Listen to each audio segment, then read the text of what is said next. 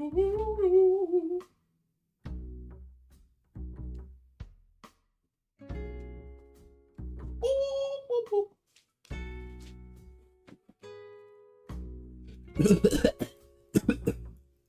shit.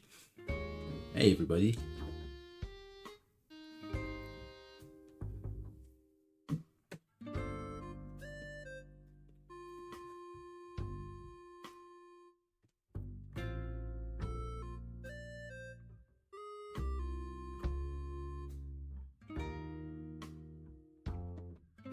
There we go. Hey everyone, hello. How's it going? How are you all doing?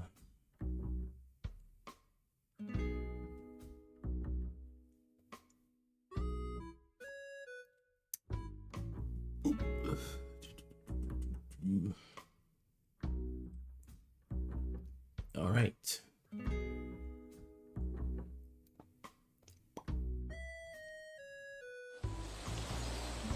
Oh, check this out. Oop. Hello everyone. Welcome to the stream.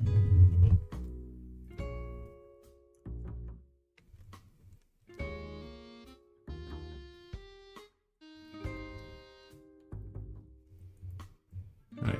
So,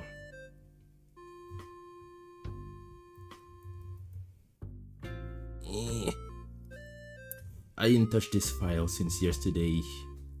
I don't even know where we left off. Guess I hadn't finished him.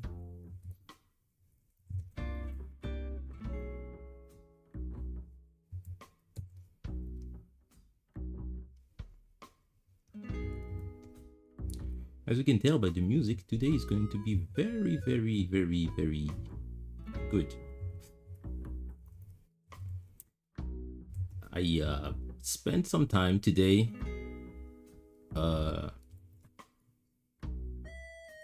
working on things, making sure that everything is fine and dandy.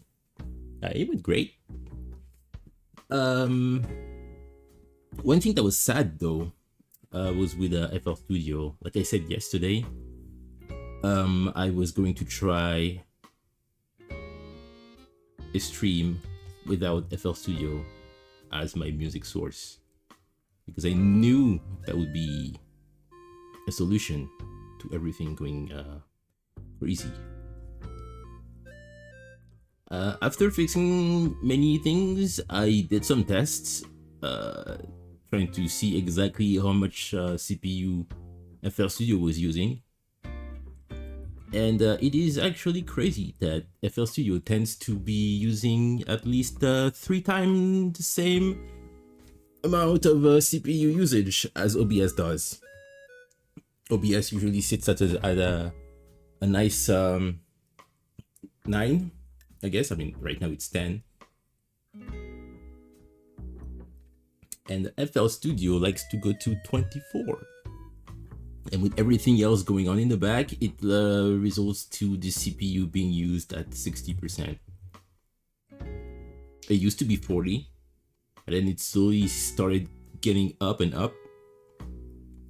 And yeah, I've managed to reach 60% CPU usage at some point. Which, you know, whatever. FL Studio is the only thing I think, besides Sammy, who's reliant on the CPU over the GPU. So he could do his thing. But the problem is that when it reaches a certain point where everything else starts going crazy, and then you eventually reach a peak and it refuses to work anymore, is when you know you just gotta cut a limb that's too rotten. Storming here? Oh, kind of wish we had a storm here. And I have to close the window because there's a bunch of people screaming outside the window, of course. Don't want you to hear that. But to finish my story real quick, we are listening to Nook right now. And I've been thinking, is there a way I could create a little app like Nook that just plays my loops, right? I could use the same bass thing. I tried to see if I could go into the files and replace every song with my loops. I could not, because when you launch a song on this radio, there's a bunch of files in it, like JSON files and stuff, that just makes it so it always gets the right music. You know, it's.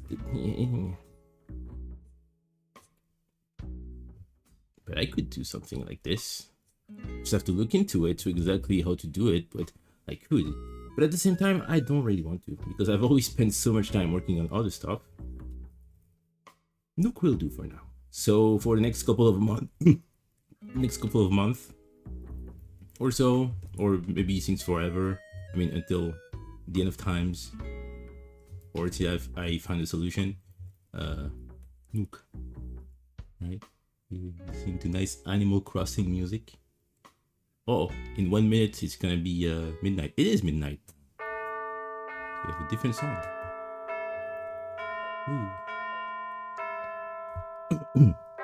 It's really nice. Weird routes spam them in the room. Oh, good luck with that.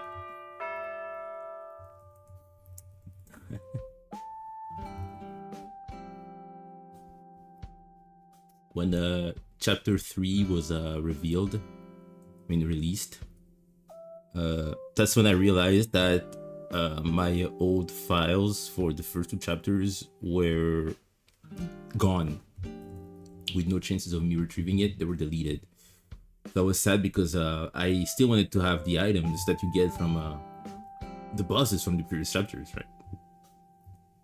So I had to redo chapter 1 and chapter 2 before I could start chapter 3. And you know how I am with video games. You know it takes me a long time for me to get to play one. So this was a little setback.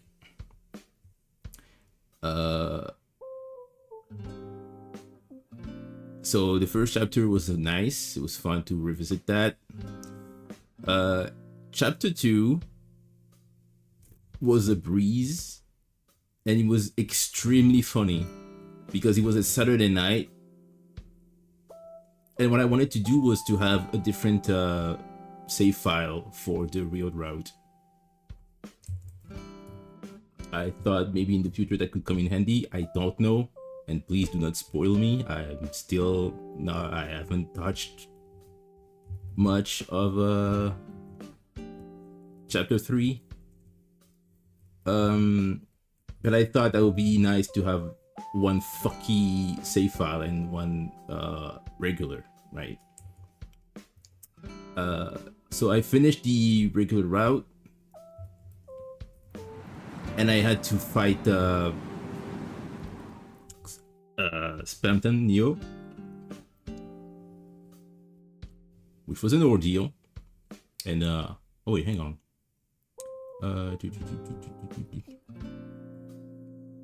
But as I was fighting him, I had the good idea of getting a bit a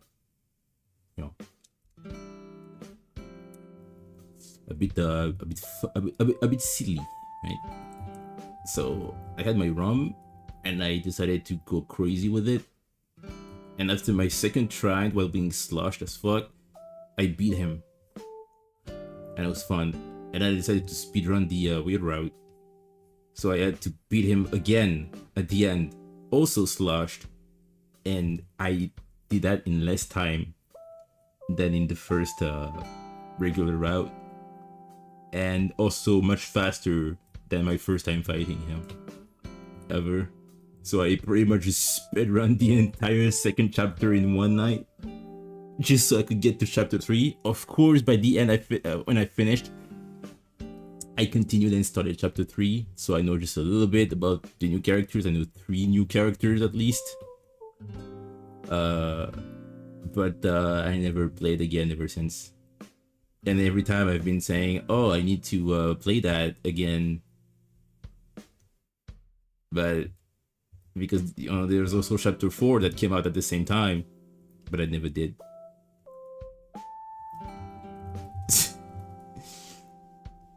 But that was fun. That was a good night.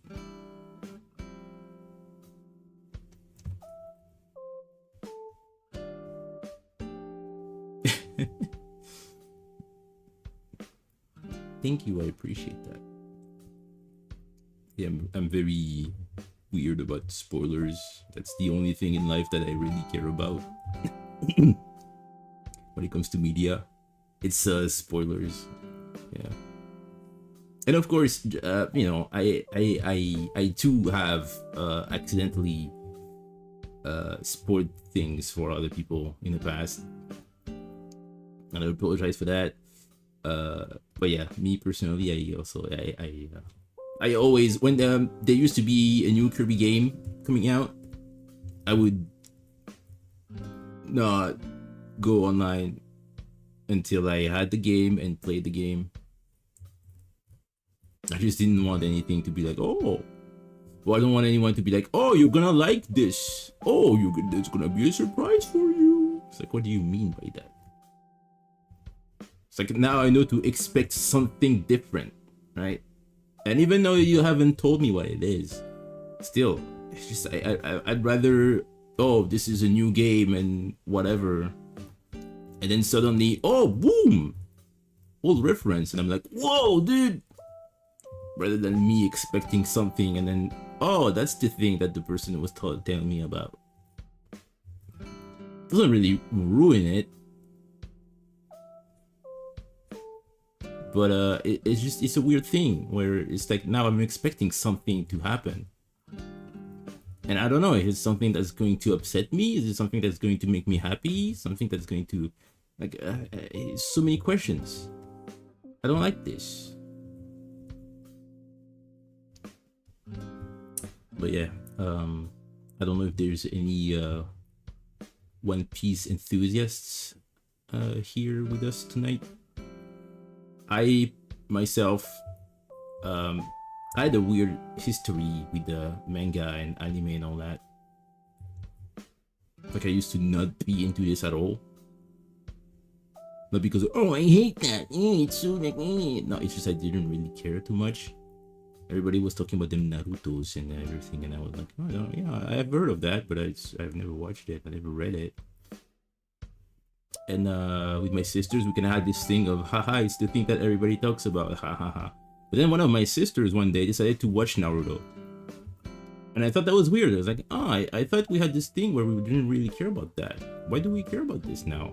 So I kind of sat with her, and I think my oldest sister was also there. And I think the explanation she gave us was that, yeah, we talked about this at school with friends, so I wanted to check it out. And we just watched it quietly, and it was no thing of, oh, it's fucking stupid. It was just a thing of watching and being like, that's it. No judgment, no real opinion or whatever. Just watching it. Like, it's a thing we're watching now. We used to not care about that, we're watching it. And then the same sister did the same thing with Dragon Ball. I remember she did that with Dragon Ball Z. I mean, Dragon Ball Z. Dragon Ball Z. She used to, yeah, she was starting watching that, and there was a thing, because it was a weird thing, that because that was in our parents' room. That was when we had we had 3 TVs at home. But I guess every night or every evening, we like to gather in our parents' room and watch TV there. And our mother was in bed sometime, and she was just watching that with us. And then we had that with Dragon Ball Z. And we watched, each saga of that. And me personally, I was kind of interested in it. But it was a family thing at this point, watching it. And then they had this thing in this channel that was great. At 5 p.m. or something, they had 2 episodes of Dragon Ball Z. And then after that, they had 2 episodes of Dragon Ball. So then it continued. So we kind of watched Dragon Ball, both. I mean, GT was already a thing by the time we watched, but kind of watched both original ones back to back, so it was a thing. And eventually, yeah, we became enthusiasts.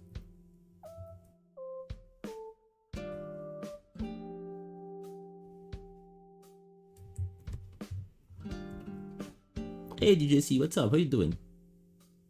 NS Trex, what's up? Remember me, old Trex? Oh, you know, I'm guessing maybe someone from like 2018. I apologize. I won't be able to pinpoint exactly since when you've been following and all that. I mean, I could click your name and see, but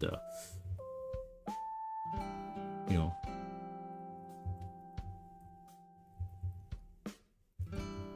it's kind of tricky.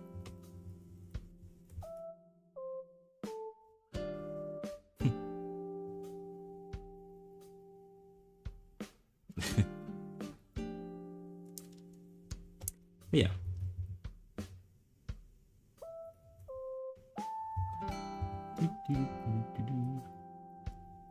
I wanted this extra frame over there, so I could, yeah, do that.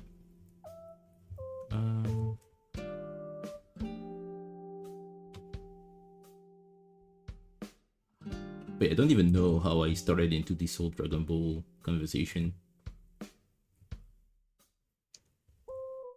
So sadly, you won't have the conclusion for that. Naruto, anime, and all that. I guess that's how we got into that world. So I guess that's another story. Ooh.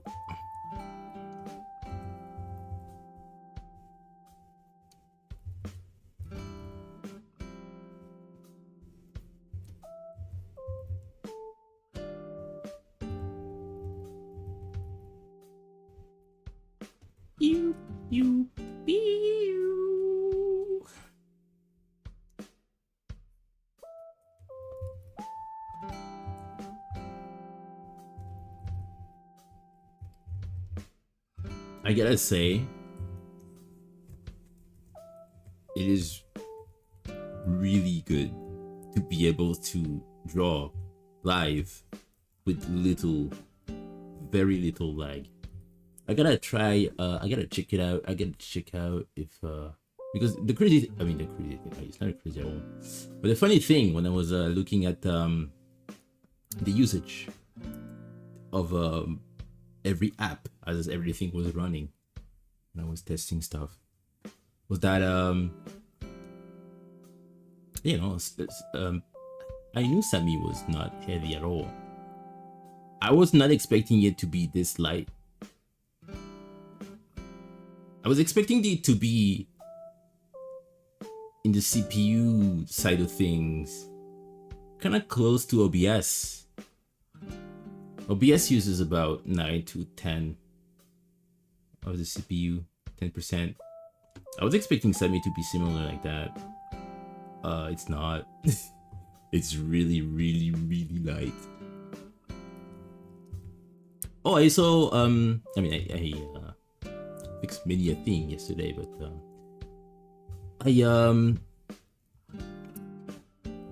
I fixed the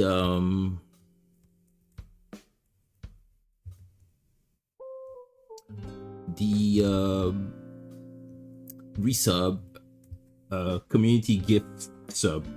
I mean, you know, whenever someone gives us subs, it had a strange thing on the Sammy bridge, which is where you test your remotes and all that. I mean, your alerts and everything. It had this strange thing where it would play the alert for the amount of time that someone has gifted a sub. So if you have someone gifting 50 subs, you have the similar ping 50 times. And to this day, I still have not found a solution for that. I do not recall that ever being a thing.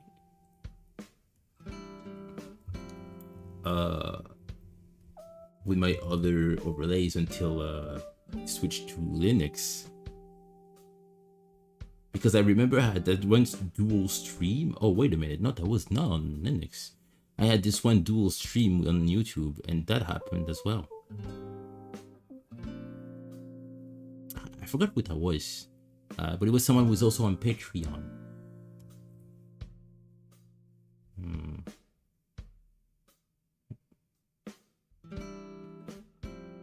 I think it was Deathcross. Yeah, Deathcross gave many subs when I was doing my dual YouTube Twitch stream. And yeah, it led to the same alert playing multiple times. That's not how it's supposed to be. So I fixed that by just making a new alert for gifted subs. And ever since, I never really got to see it in action. But yeah, this bug was still around. So what I do now is, if that happens, the alert that is triggered plays, but then there is a command in it that blocks any of its potential clones that are queued. Oh, wait. It's raining. Hell yeah.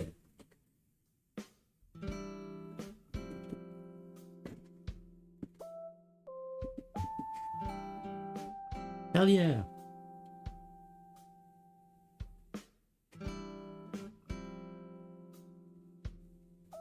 Yeah, some fresh wind. I like that. Uh-oh, thunderstorm. Maybe you'll hear that? I don't think so. Oh.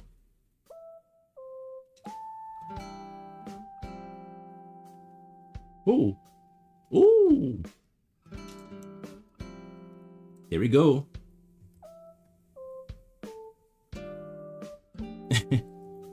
I guess we do have storm as well now here.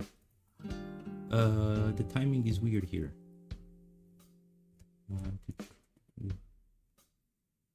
Oh, and the eyes just don't look good at all.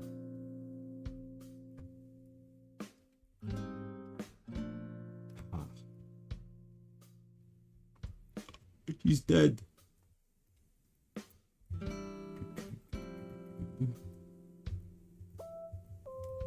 The mouth should be lower.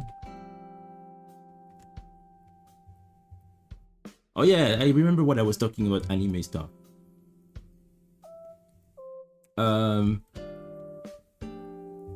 Yeah, after we had, this new thing of, oh, anime is pretty alright. I know my sisters were following One Piece, and then years later I decided to give it a go. But I, after the time skip thing, I kind of slowly stopped caring. I have my Luffy poster on my room right now. He's always looking at me. But that's about it. I also have a straw hat somewhere in my room. Yeah. Yeah. Other than that, I was not really, I was seeing things. I don't like how this looks here. I was seeing things like posts and people talking about stuff, and I was always like looking forward to whatever new form he would have and all that. But I was not a big fan. I really like the character designs in One Piece. I like the wackier, like weird proportions and everything. It's really good. I really like that. But I knew about Luffy's new power-ups and everything. So I was at the bar with coworkers, and there's this one coworker who had a trip to I think he was going to Latin America, if I'm not mistaken. And we were at the bar having a good time and all that, and I was happy to see him, he was happy to see me. We used to talk a lot. He follows my YouTube channel and everything. We have a good thing going. He makes music, it's pretty good. Then he says, yeah, I decided to stop by real quick because I was not too far away. I was just on my way to buy the newest One Piece manga, and he shows that to me. And on the cover, you know, there's Luffy in gear 5th. Yeah. And I had seen stuff about that. I had watched videos about this. I've seen stuff. I got it. It's like I don't follow it, but I understand that. So, you know, I just go like, oh yeah, because, you know, he's like front and center in the cover, right? And I go, oh yeah, that's when that's Luffy when he does the thing, and then that happens because he had finally did this thing. And this character is super sweet. I love him so much. He's adorable. I hope he's okay nowadays. He looks at me with a little smile. He says, hey, you just spoiled me the whole thing. And I have this moment of dread because I felt like I was Prosafia Gaming himself. Except unlike him, that was not intentional. You know what I mean? Uploads of video on YouTube, final boss on full display in the thumbnail, crazy stuff. Hey Blizzard, what's up? I felt terrible because it's the type of thing of I wish I could erase the last 10 seconds that just happened right now. You can't.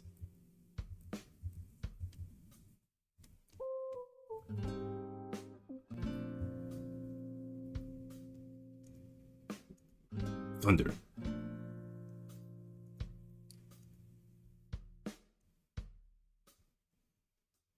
So then I I offered him a couple of drinks.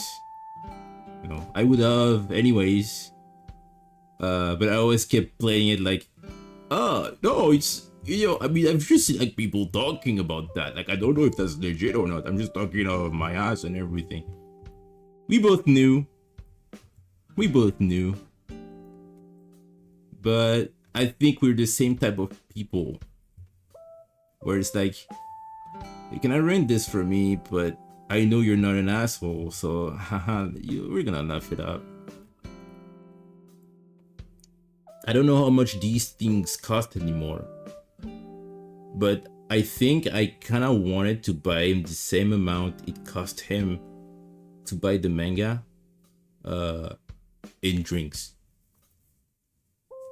So that way, you know, whatever drink he would have had this night would be the equivalent of the manga I just bought. So in a way, I just bought him the manga for him after having it spoiled for him.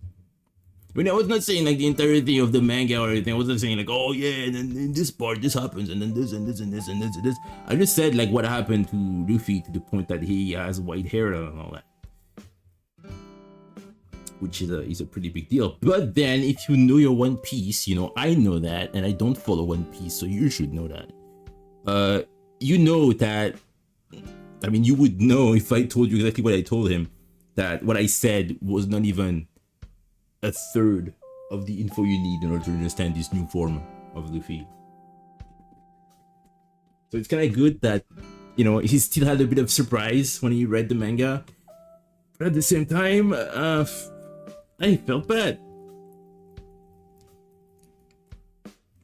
I really felt like Prosafia. That was him.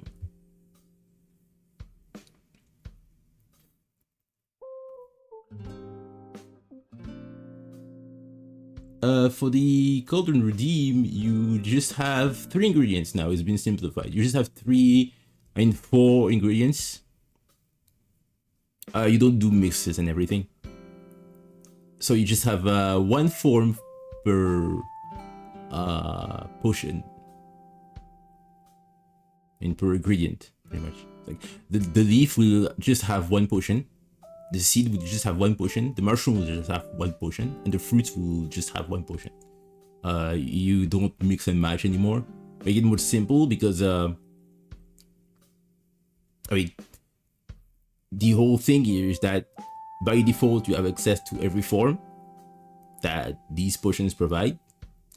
But the main thing here is to find the outfits.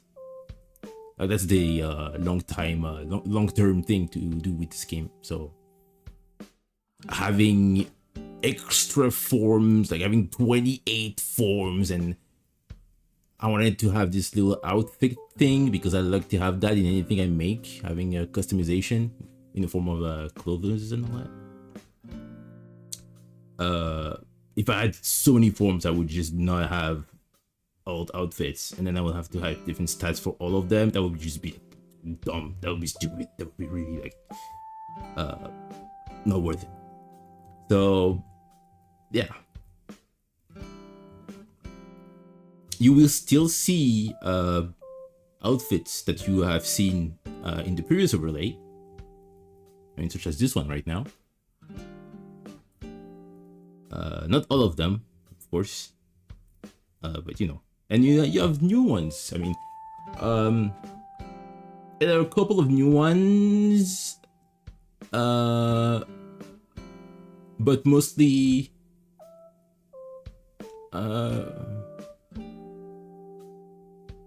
no, that's not half of them. I mean, the two outfits that are already unlocked, that have been unlocked yesterday, are new ones.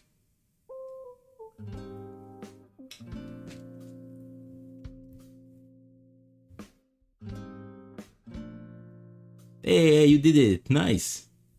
Good job.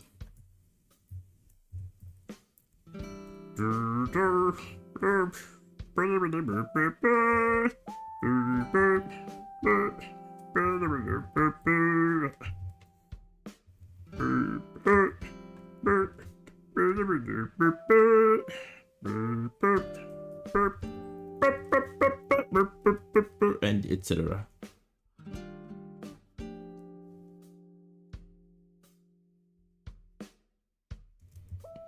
All right. Ooh, the thunder.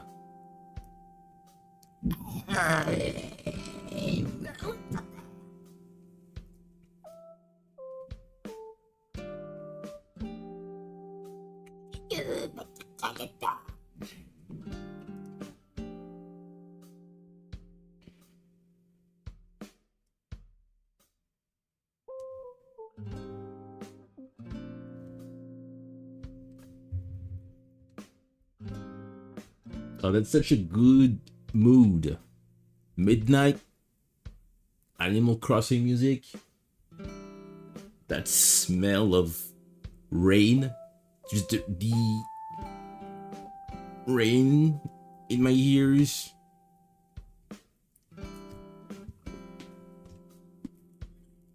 It's refreshing. Oh, I love it. I love rain so much.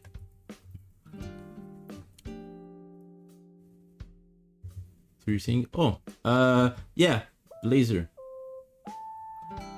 I'm gonna say everything I just said, just in case.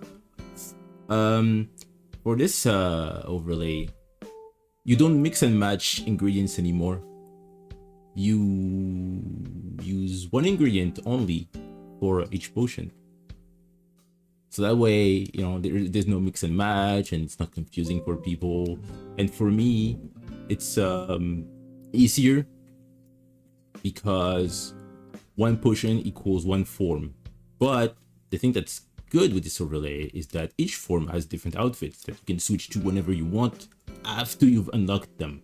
You unlock them with specific things. For example, yesterday the fairy outfit for the magic form was unlocked. The fairy outfit is unlocked when you consume in a fight face syrup. Face syrup was obtained because RNP yesterday gifted many subs, and some subscription goods included the face syrup.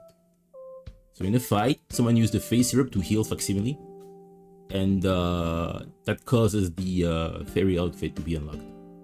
The second outfit that was unlocked is for this form that you can switch to right now if you want. It's abominable. It happens if an avalanche is started, so you have to be in a snowy area and use a roar type attack. So in this case, Facsimile did.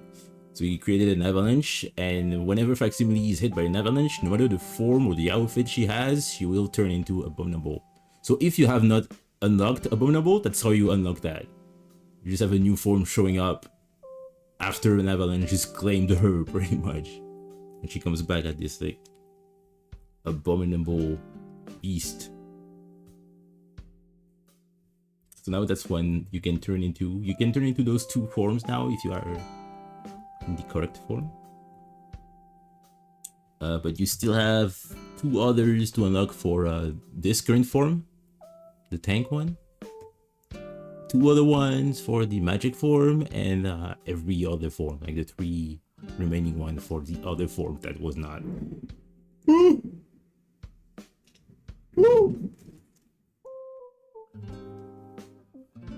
It's Zeus, he's mad.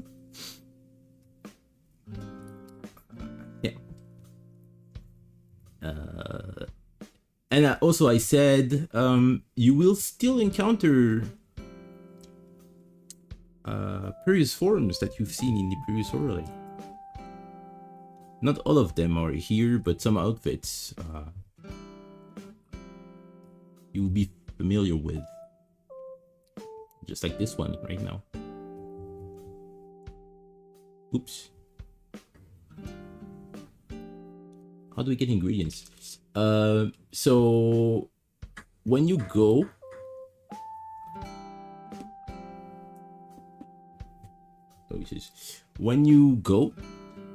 right now they're resting.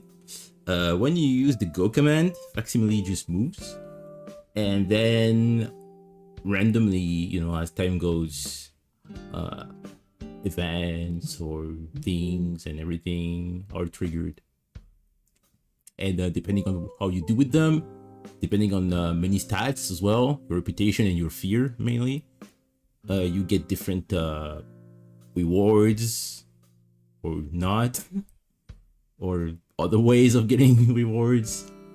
It all depends on your status, your current status.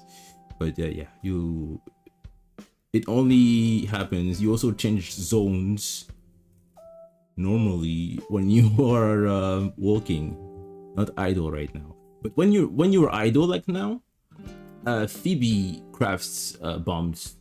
So you can see right now you have 9 chains bombs. That's bombs you can use in fight. But all of those items go to 9. It doesn't go to crazy numbers and all that. Right now Phoebe is just looking at the screen, just like a Facsimile is, because she has done every bomb. She won't craft anymore. But if you have less than 9, she'll be crafting bombs, and you get a notification saying like, oh, you get a bomb here. Woohoo! Zeus. Yeah.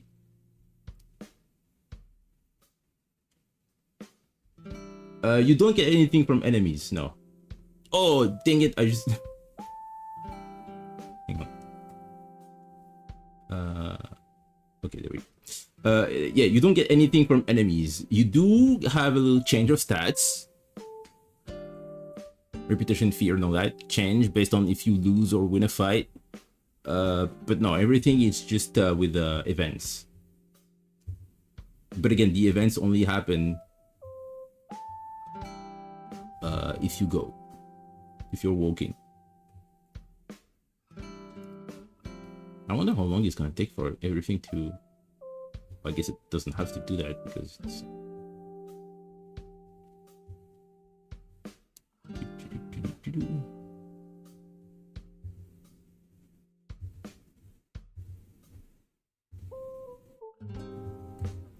And yeah, eventually I will make panels.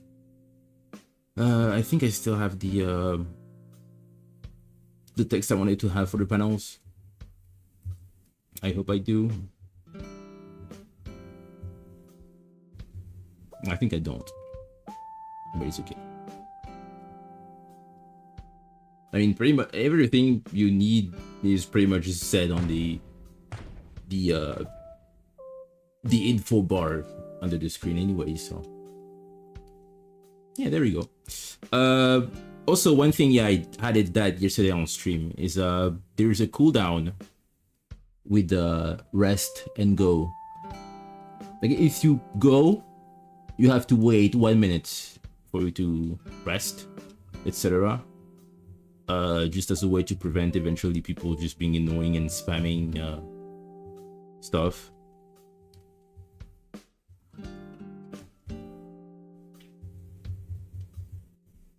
And I figured out today, because today I did a lot of fixing for some stuff that happened. And that's not the right tone because it's not built in. There we go. And one thing was hang on. No, okay, I'm good. One thing was that even though there was a cooldown for rest and go, apparently there was still a queue. So if someone said go and someone said rest right after by accident,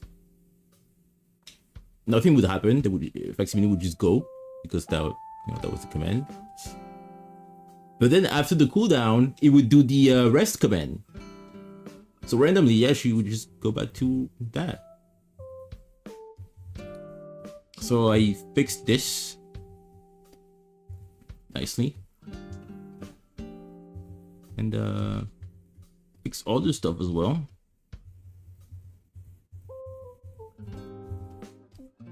Fix the potion redeems, so that way even if you have a potion like right now, even if you have a potion of bulk, as you can see under the stream, it's the green potion next to the syrup, next to the golden syrup bottle. Now, even if you have that, if you are still currently in this form, you should not have access to that, because many people yesterday fell for it, and I felt bad. Like I don't want people to waste their point, because apparently, yeah, people still lose points if they use a command that doesn't work. I thought that was the case until I was told otherwise, so I thought that was true, and it's not true.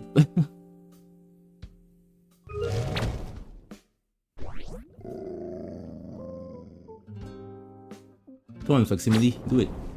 Kill. Destroy.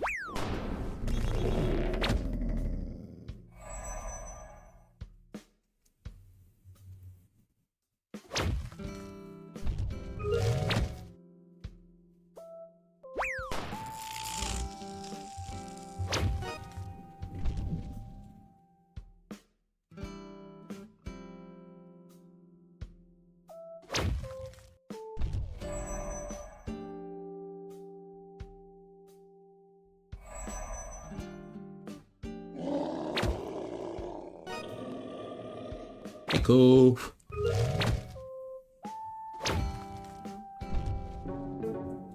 Eesh.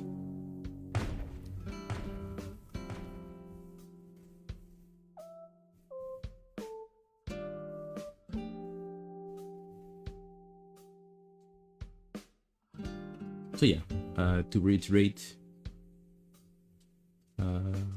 yesterday's stream, different enemies, different spawn based on the biome, different stats, different everything. It's crazy. Do. This here.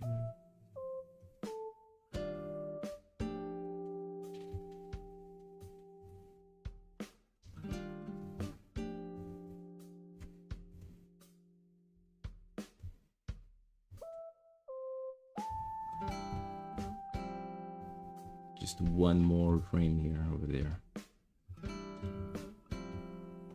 But then, yeah, only cutesy one is required, and this is finished. I can move on to the other shot.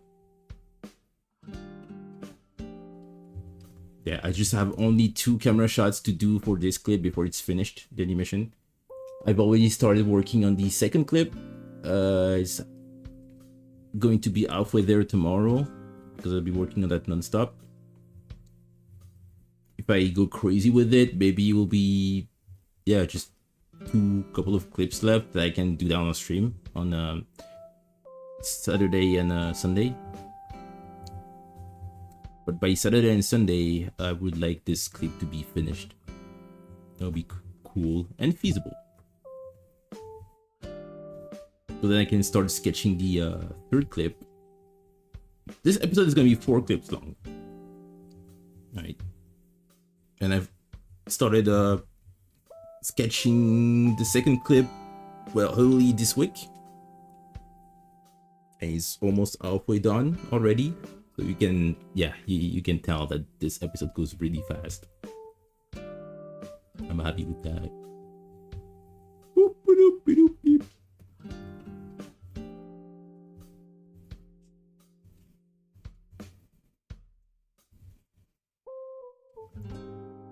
I want, gosh, this one's arm here to just have a little this. There we go.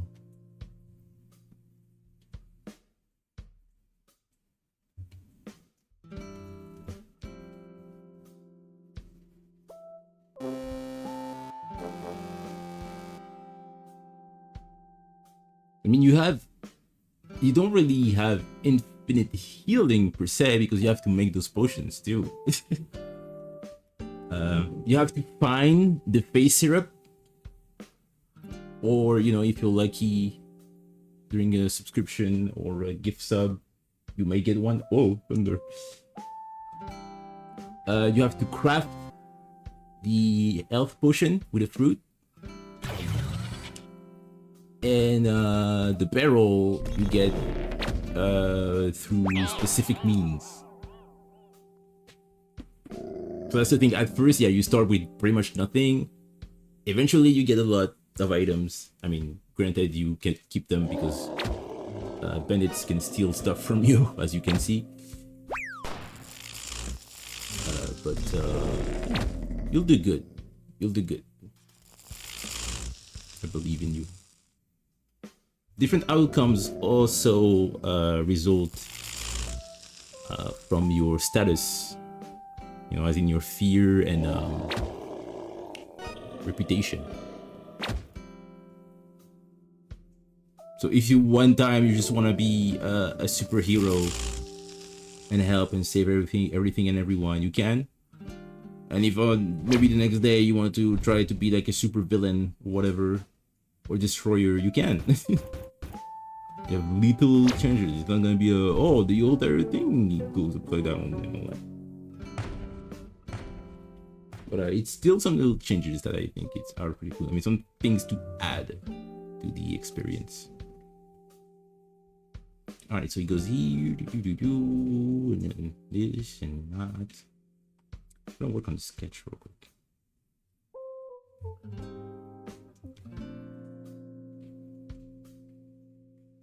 And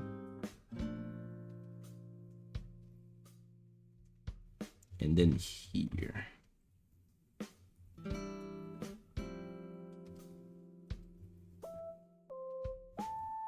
Working on the sketch. Yeah.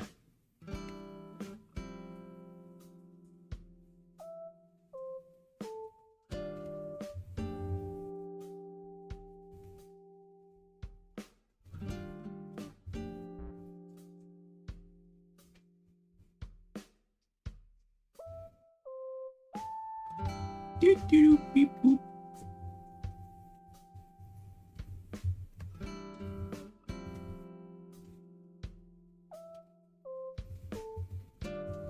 All right, so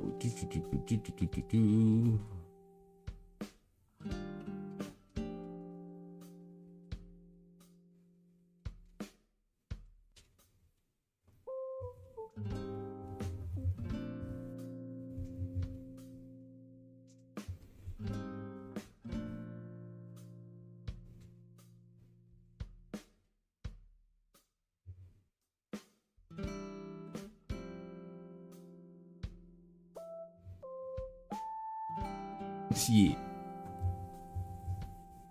like the only thing you have is the potion for the form you already are in.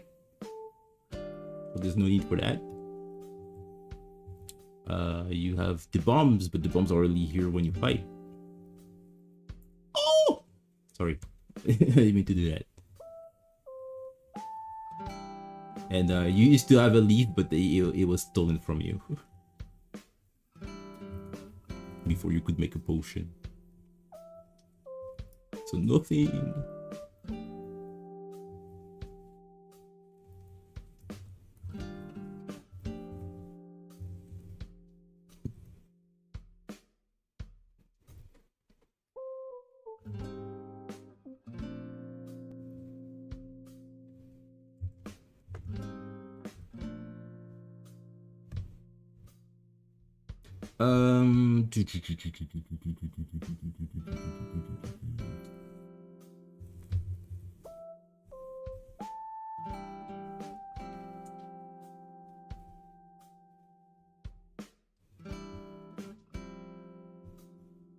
Like here.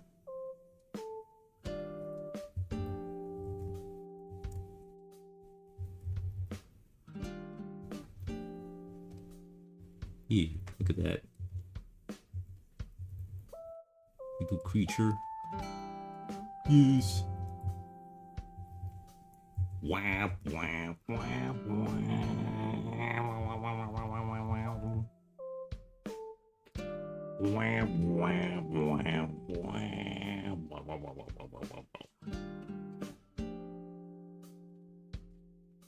yeah, exactly. As facsimile goes, things will happen, and then you will or will not get the rewards. Something that happened yesterday many times was a lost child. You know, we had many lost children yesterday, but they all met with a terrible fate, right? And yeah, we don't have lost children anymore. Also, since yesterday, facsimile seems to be stuck in this form.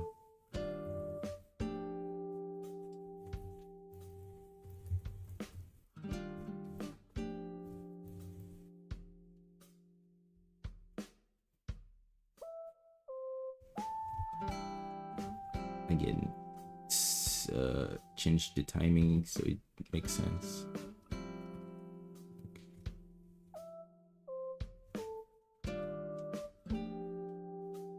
Like this.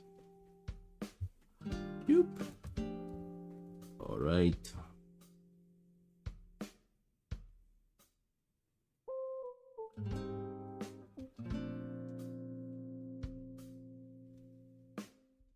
Yeah, and then I'll cut everything shorter here.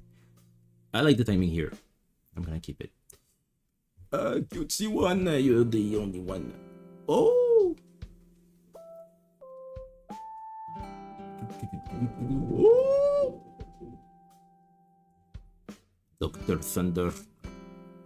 Thunder! Hang on, do we have? Yeah, there we go.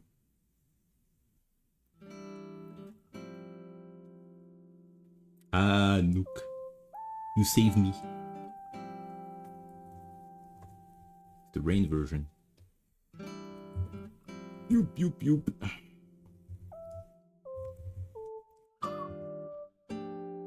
Too far in the future. So you have one. Damn it. One from here.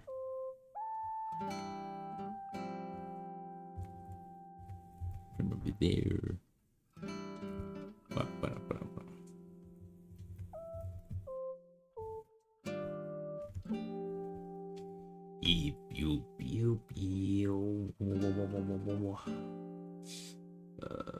Yes.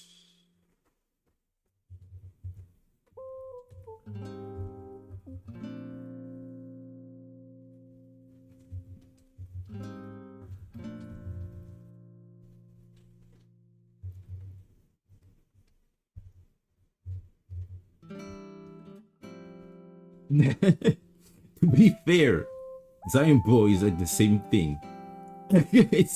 it's the same energy. Every time you see this fucker, it's like seeing the Shaglag look.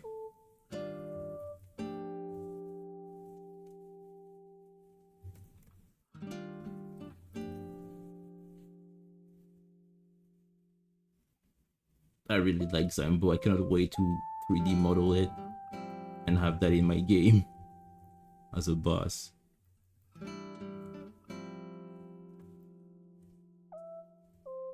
I want Zaimbo, a Fey Queen as bosses in my game.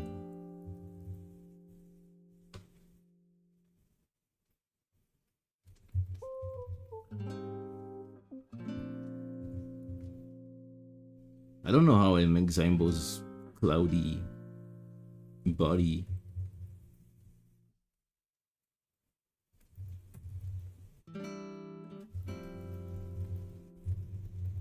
The big cloud creature with long arms.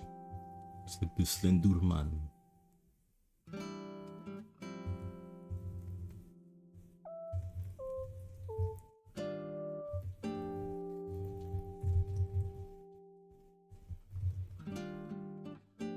Oh, am I just not? Oh yeah, I was just.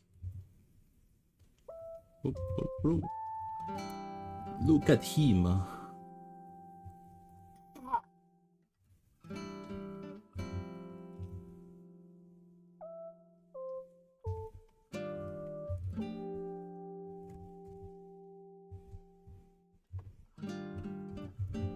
Yep. Oh.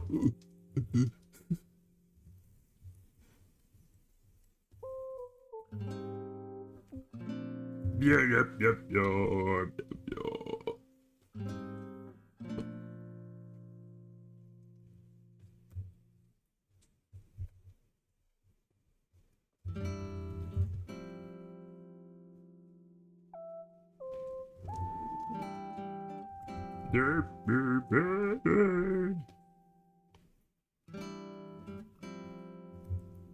Oh yeah, I did see it.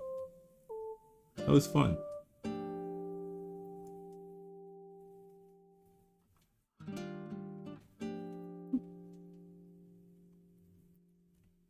You know, I mean, if I actually add that in Hero, I guess it's gonna be more of a.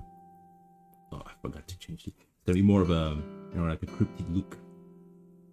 You know, like those weird thing in the shadows, long and thin and creepy and weird. It's like slightly humanoid, but at the same time, it's like, is it really? Type of thing. You know the ones. You know.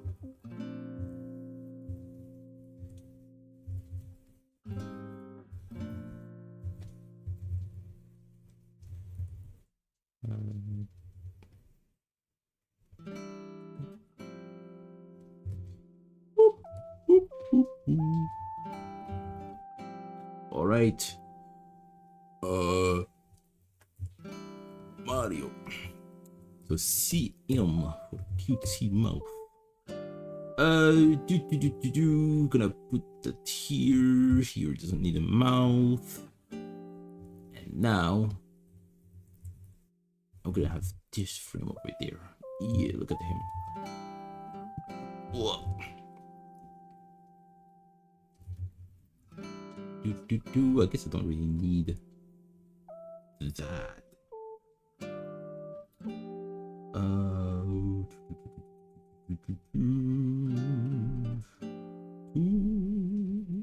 Yes. There you go. What's the snow version of this? Oh shit.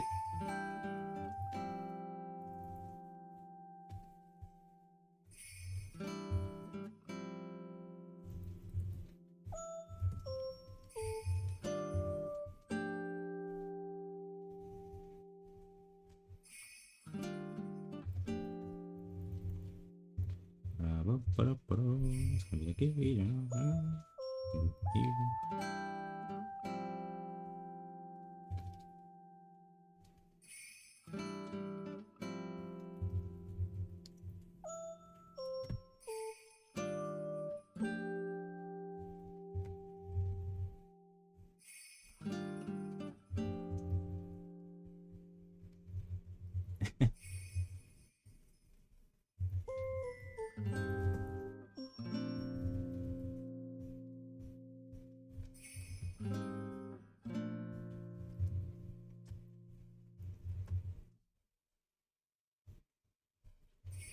But the thing is, the way I made it, it's really easy to add more enemies if I wanted to.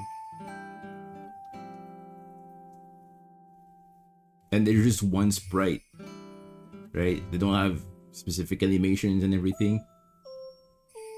So I could add more if I wanted to. I don't, you know. There's just so many. I mean, I guess there's one I wanted to add, but I just add another one in favor to it. But there's just so many atrocities you can add that are actually lethal, right? Because you gotta remember, like, not every single one of those creatures are that deadly that they can shoot lasers and shit. Like, imagine if every single animal had the possibility to annihilate someone by just looking at them. That would be a terrifying world. It pretty much is with how many of those creatures exist. But none of them, not all of them are that deadly. Like the smaller ones, of course, like the little bacteria and everything, are not gonna be as dangerous.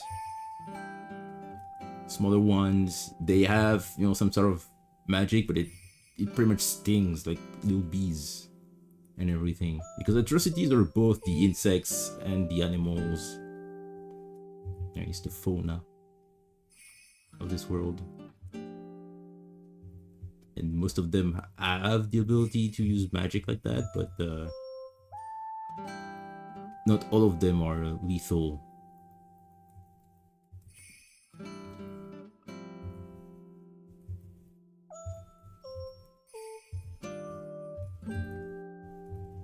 I don't want it to be like it's the Pokemon world where everything can just kill you.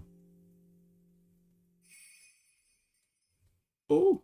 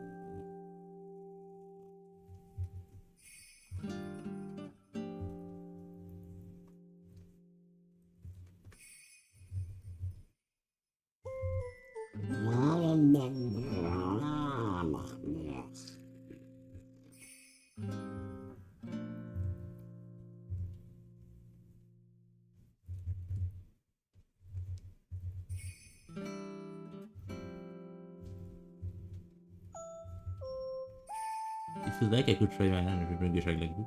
Well, if you want.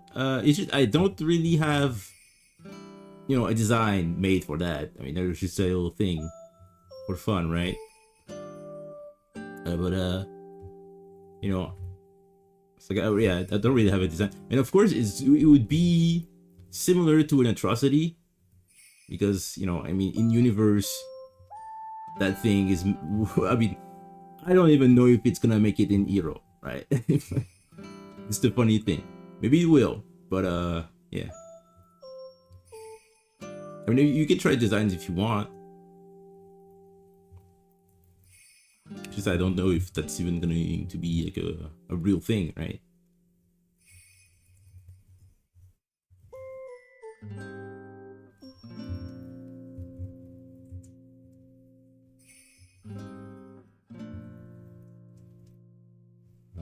Do, do, do, do, do. All right. Oh, all right. And now we can do this. Yay!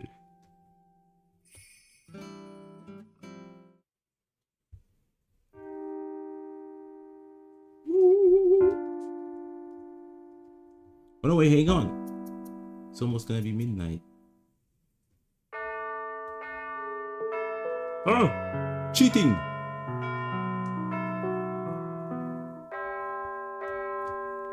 I'm gonna grab something to drink real quick. I'll be back, I'll refill my coop. Oi. Oi.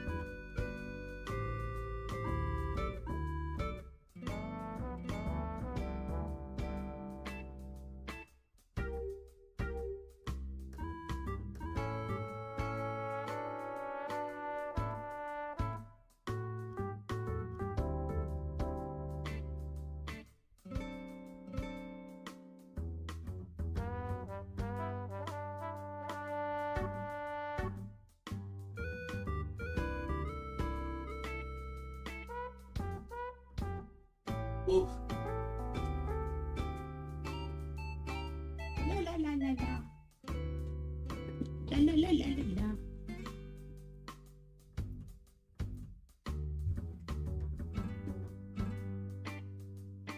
It is.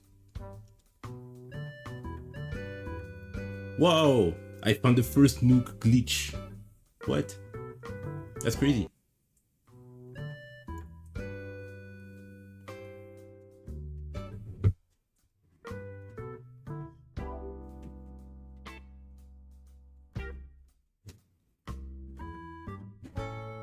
Me adding the Nook blue sky. I found a glitch on your app. Clash me rubs chin. I found a glitch. I get extra credit. I mean the credits of Nook. If you scroll down is there even a credit? I don't think there is. There used to be a page that you could access, like the Nook GitHub, where you can download it. The page doesn't work. It just loads forever. There's a changelog.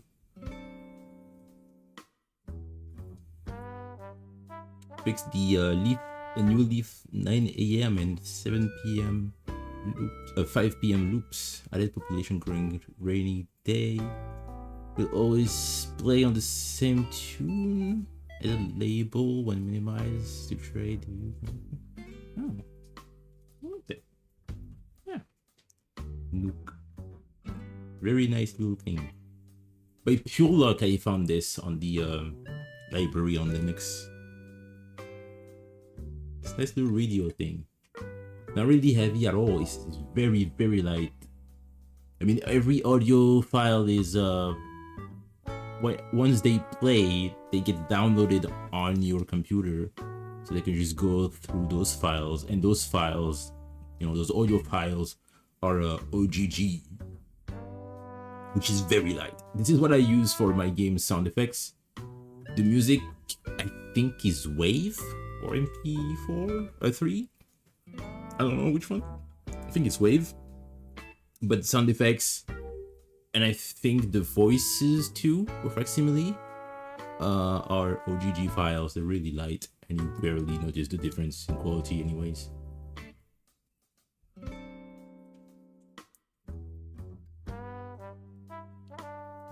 I like Nook, right? If I use it enough, I may subscribe to their Patreon.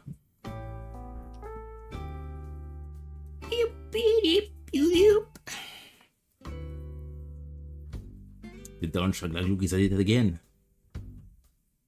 Can never stop him. He's a bit of a menace. He's a bit of a creature.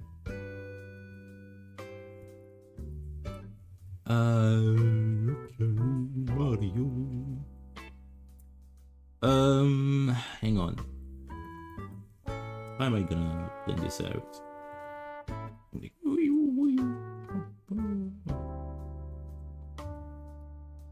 Like this. I guess I could do little sketches. It doesn't really hurt.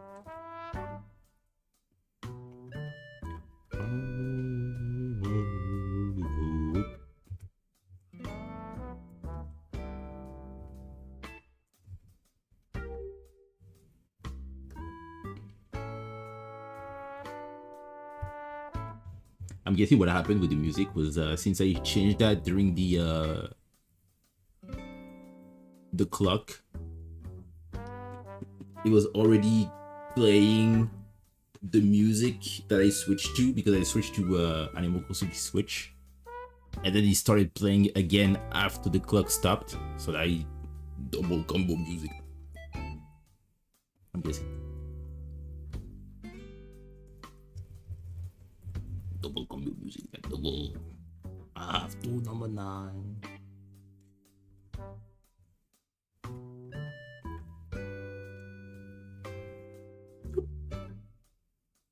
Yep. Okay, now we just make it quicker. Not so fast, not so fast.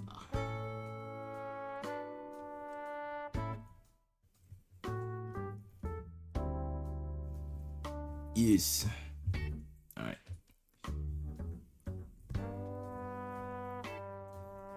I don't even need a sketch here. I can just do that. I can restyle it. Broke the microphone and all that. The foot shows up in the front, so I need to have a little one of those.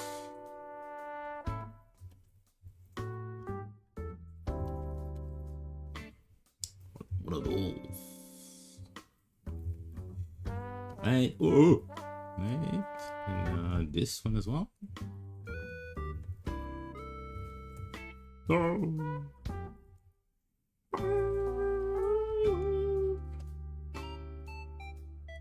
La la la la la. Okay.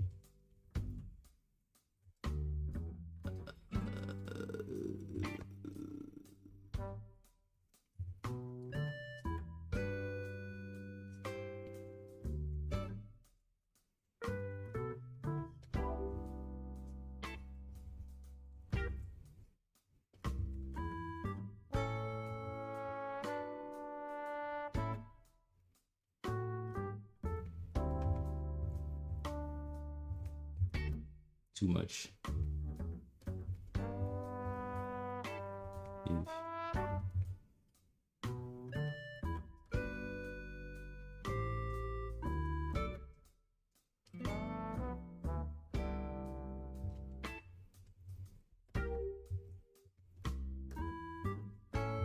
All right.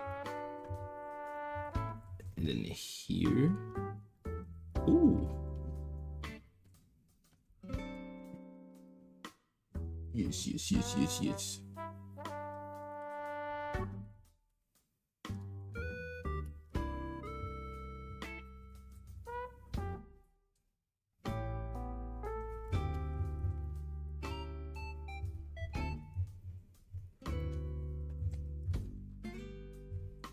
Here we go. It's gonna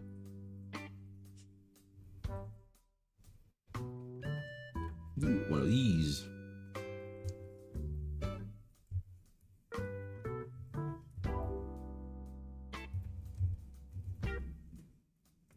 Ghosts. What about them ghosts? Ghosts.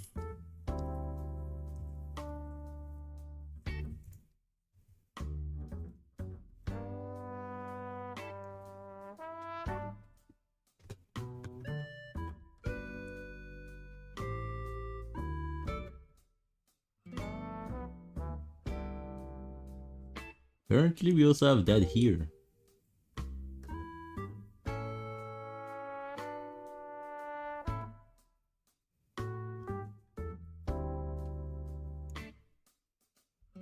So you have a sour pink lemonade, sour patch, which I'm alright. Cherry limeade, blue raspberry flavors, and a Welsh grape, and a American pop, which I don't know what the fuck that it means. There's a green one. It's like a sour green apple. Oh, there's a lot of flavors. What's the black one?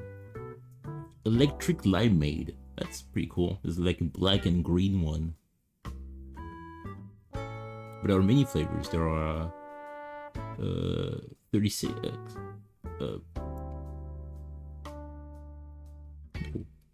12. 18. There we go.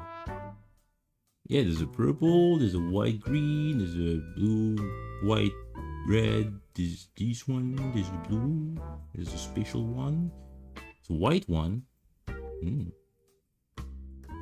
orange and cyan. Alright, never heard of that, but alright. I mean, the only type of energy drink I ever buy now is a Kung Strong, right? They all pretty much taste the same anyways. But it's cheap enough for me to be like, okay, you know what, I can have one every time we go grocery shopping. Alright. Drinks. Okay, Arrow, take your time. Don't drive too crazy. Okay? Don't go Mario Kart on us and try to get some presents to get like bananas and drop on the road and shit.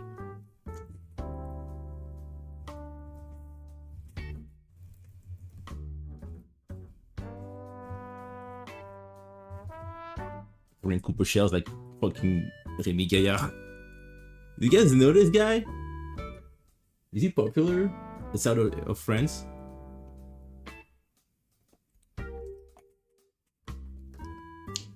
I mean, he used to be. I used to remember seeing like English comments in his videos.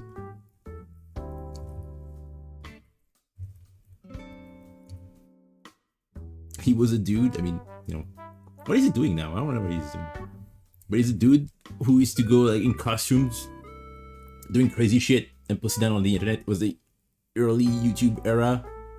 I guess he started even before YouTube and he just switched over there, I'm guessing.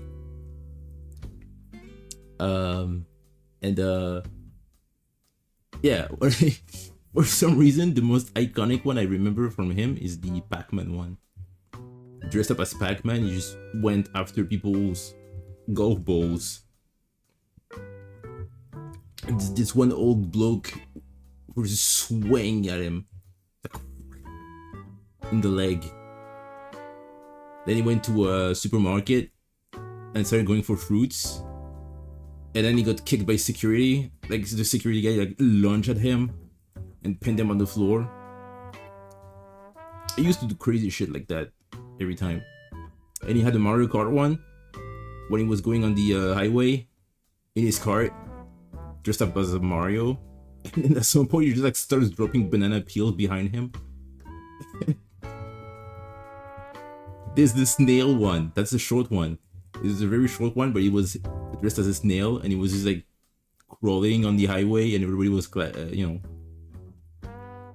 honking at him and yelling. He was a legend. And I wonder where he's up to now.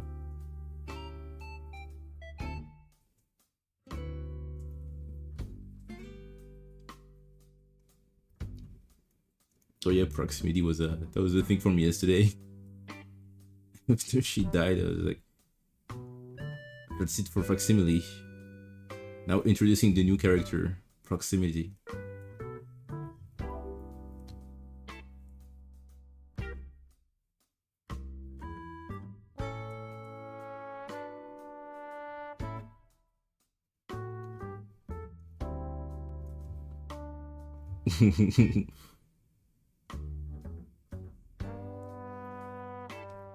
The new and improved model. Yes.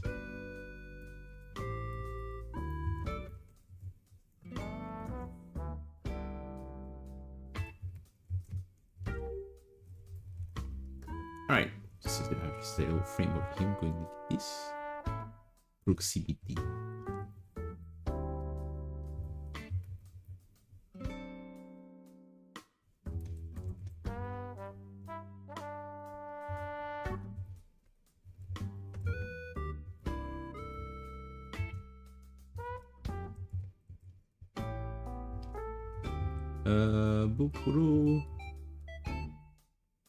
Look at that little hand.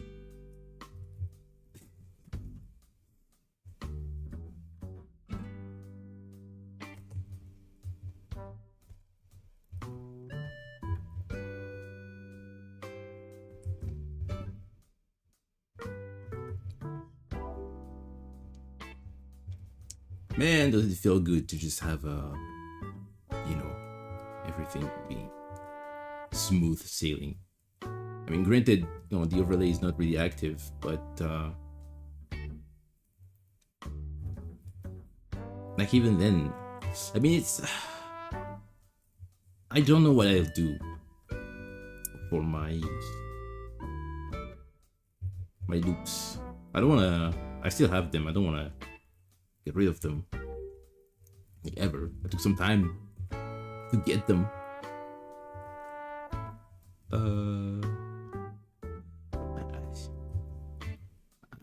I don't know. I'm sure I'll find a solution eventually.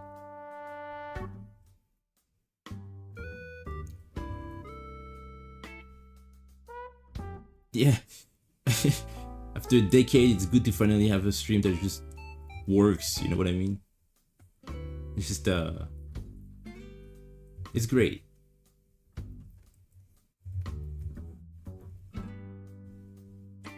But then I'm kind of sad because, yeah, I like my loops. I mean, granted, we had my audio loops for years, but we can use them still. They're not to be tossed. Everything will be tossed.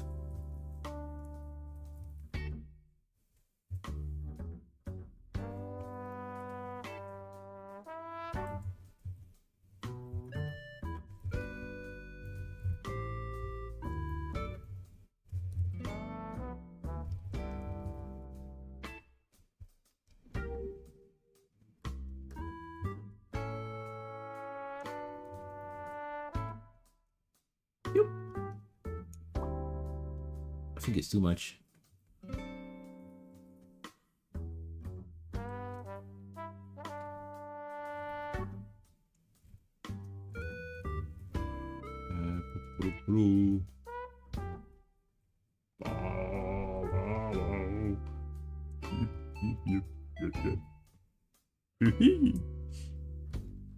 Pink lemonade is your favorite?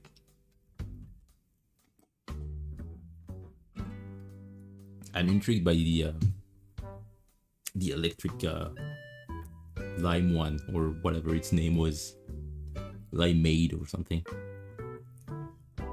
That looks pretty cool. That looks pretty tasty. Oh, that looks pretty tasty. Oh, yeah.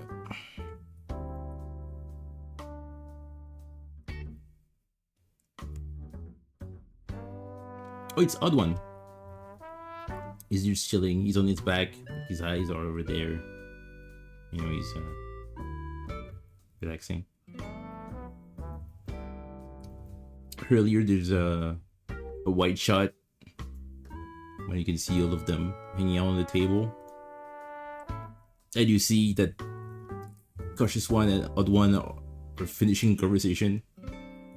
The other one is just laying down and he's just waving by to Cautious One, and Cautious One just starts, he walks up here, and you can actually also see that here. Like in this shot, that's just shot right before this one. But then he's gonna go up here. Proud One is gonna look at him, maybe wave or sign, and he's gonna sign back, while these two are talking. And these two are just looking. So it's just a little thing of that's the main focus here.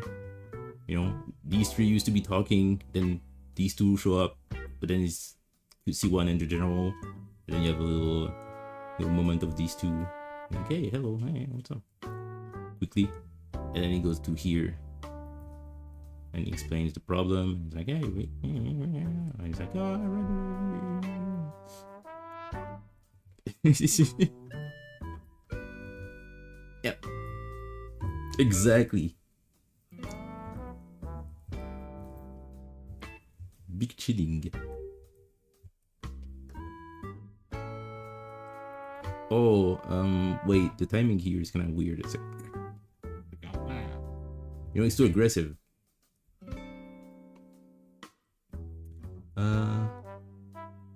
I think it's because of the overshoot, but I don't think so, Luigi. Hang on. We're gonna have an extra frame here. This one. Oh, that's closer to this. And I'm gonna see if it actually looks better.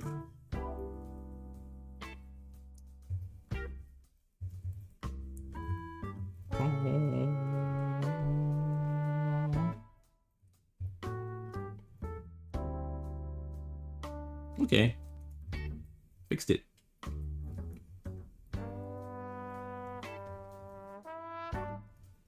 Oh, nope, I don't like this here. It's maybe that. Alright, that will do. I'll fix that as I go.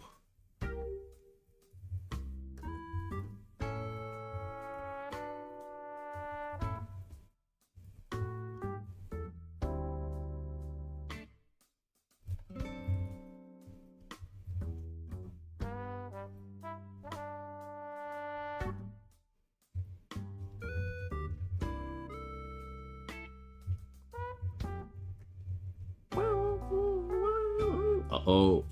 Problem. Issue. This needs to be here. Oh!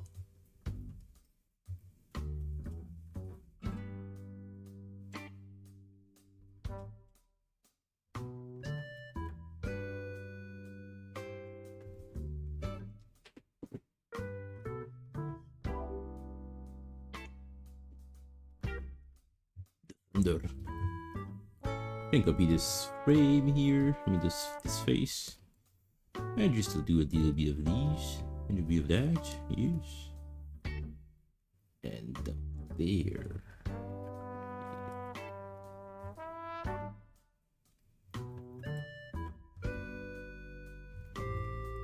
Right.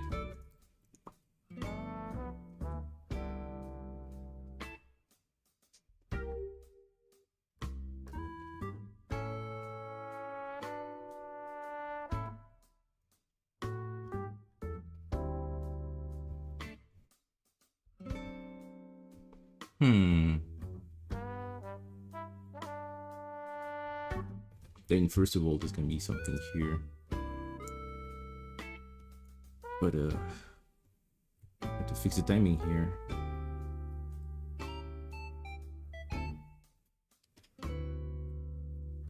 I think I just need one frame here and then I fix it. Dang it. Whoa, whoa, whoa, whoa, whoa.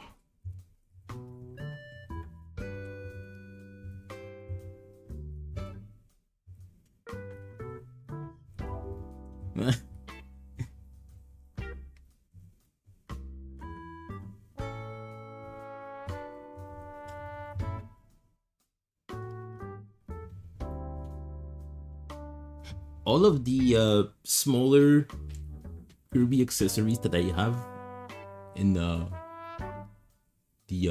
cupboard that's where my TV is sitting on, I have.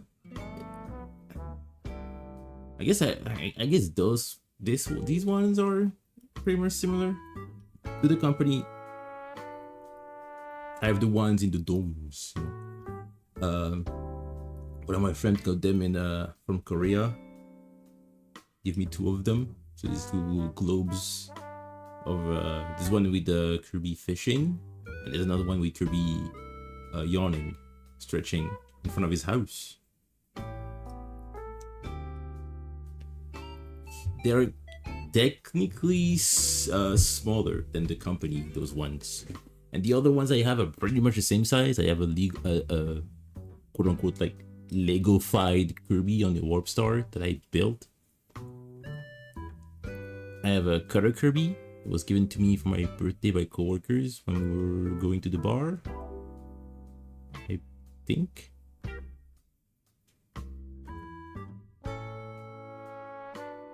And I have another one with and it's a lucky 4-leaf clover Kirby. He's happy. He's smaller than the Cutter Kirby one. He's about the same size as the Kirby amiibo. And those are bigger than the company. Yeah, the company seems to sit between, right? And I kind of like it being this vague size to them, because all of the characters' size are pretty much vague in this.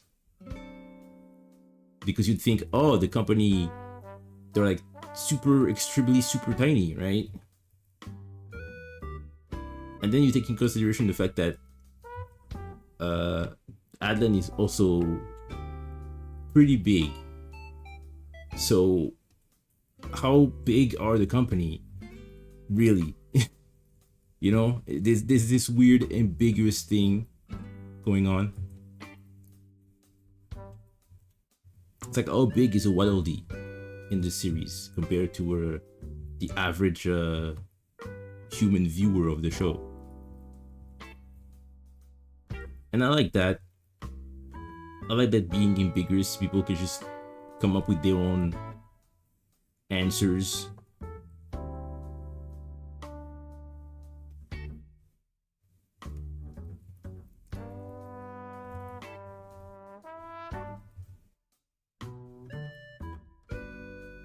Because you also have the camp of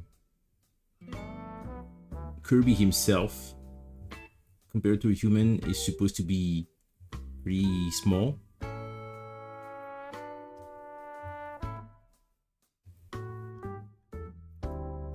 Or you have the camp of any size can vary based on what's best for the context of what's going on. Like you can have Kirby Air Ride, where Kirby going 120 kilometers is insane because, well, he's small, so that is going to be pretty quick for him. I mean, 120 is pretty speedy. It's gonna be even faster for him considering how small he is.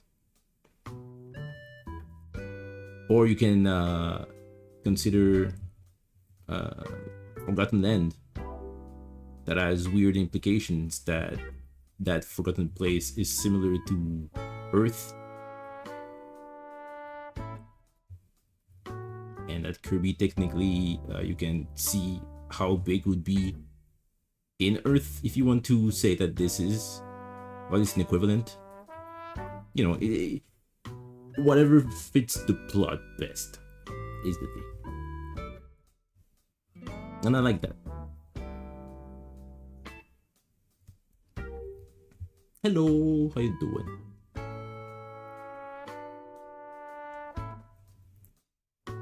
BMC! BMC2!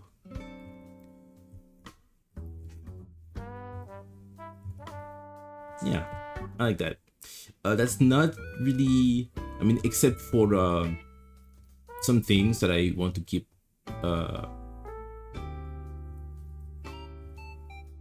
I guess a mystery.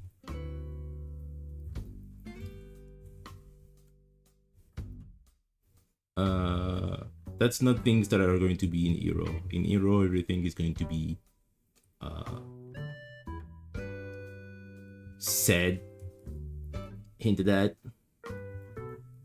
not fully expository dumped on you, but it's things that you can pick up as you watch the series.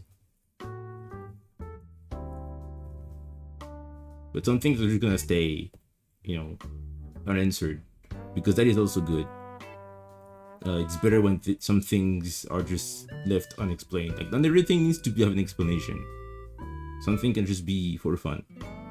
Like, I really like what they do with Meta Knight and Kirby, because they that was into that in Kirby Star Allies. That this is something they want to keep vague. I think it was said, like Mr. Kumazaki said, that yeah, we like to keep some things vague, like for example the relationship between Kirby and Meta Knight. And it's like, the first time I personally saw that being addressed, because it's always been weird to me that people are always wondering about what's the relationship between Kirby and Meta Knight. It's like, oh, I mean, one is a little pink guy and the other is a warrior, is a knight. It's like, yeah, but you know what? They look similar. Yeah. That's, yeah, I guess.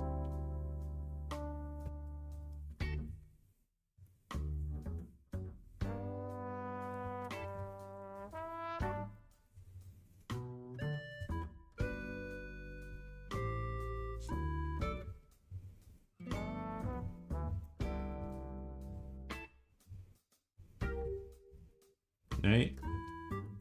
Now you tell me, okay? Be honest. Looking at every single creature in the Kirby universe that has ever been made, how many look like that? Or, you know, if you want to be fancy, how many look like that? You know what I mean? Like, oh, it's a Scarfy.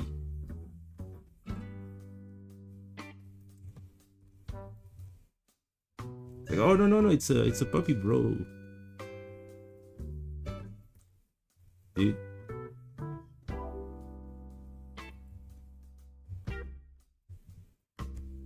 Like, no, it's, dude. It's totally like,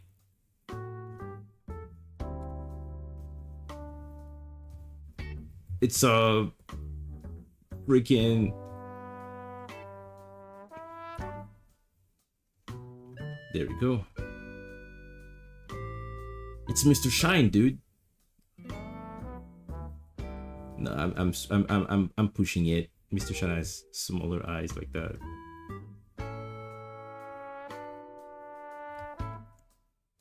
But you know what I mean, right?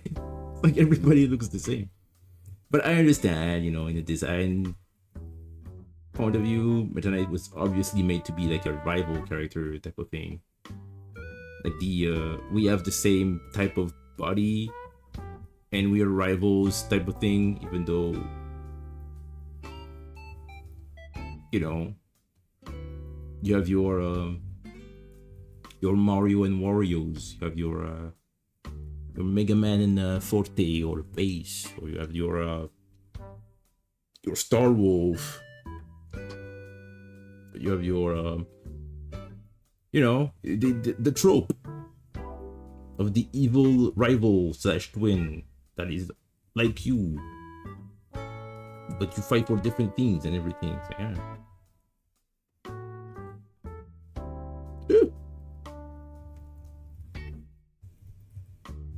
And I like that nothing is being addressed, because to me they're just beings that just live on the same planet.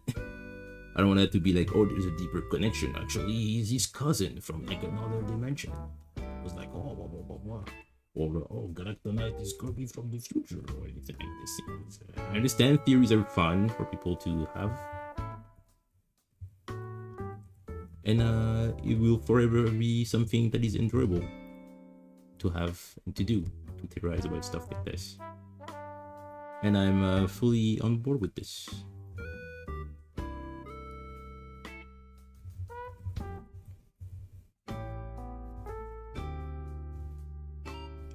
But that's not something I would like to see in official stuff at all. The mystery is going to be ruined, and I think the character benefits from being mysterious. Galactonite. I would be conflicted about a game that goes into Galactonite's past, because one, it's awesome, and we get more context for this character that's been haunting us for years. He always shows up. Stop! So it's kind of like a little send-off game where it's like, oh, this is where he used to be and all that. That would be awesome. But then you cannot help but feel like, oh, well, now that I have played this game where he stars as the main character or whatever, which is never gonna happen, by the way. I'm not saying like, oh, this will happen there. We all know it won't, and it should not, because it doesn't really feel like something that needs to be done or will be done. Anyways, what I'm saying here is, if you have an hypothetical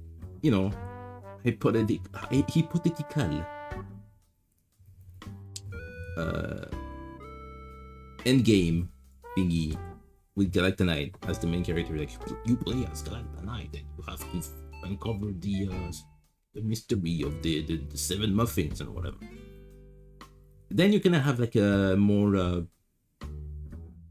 humane connection with Galactonite. It's like we went on a journey together. I played as him, now they feel more like an actual being. It's like that thing with people in general, like, oh, this is a stranger that I don't know, right? And I don't go out of my way to try to think of what they do in general. But then, oh, we have a moment together, or we share a moment, and now I can see the human behind, and it's like, oh, there's a deeper thing behind that. Same thing with the video game characters. You have a little story with them. They become more a character in a way. And I think Galactonite really benefits from the fact that he's a knight, so his face is covered, and there's this mystery surrounding him, and we don't know what he sounds like, we don't know what he looks like, we don't know who the fuck he is, right? Or how the world was when he was around, how he got so powerful and everything, and this is what makes him good. Hello, Colorless, rather. How you doing? So, yeah. That's how some characters benefit from just being mysterious and not having much going on. No matter how many people might say, oh, this character is boring because we don't know anything about them. It's like, yeah, that's the point.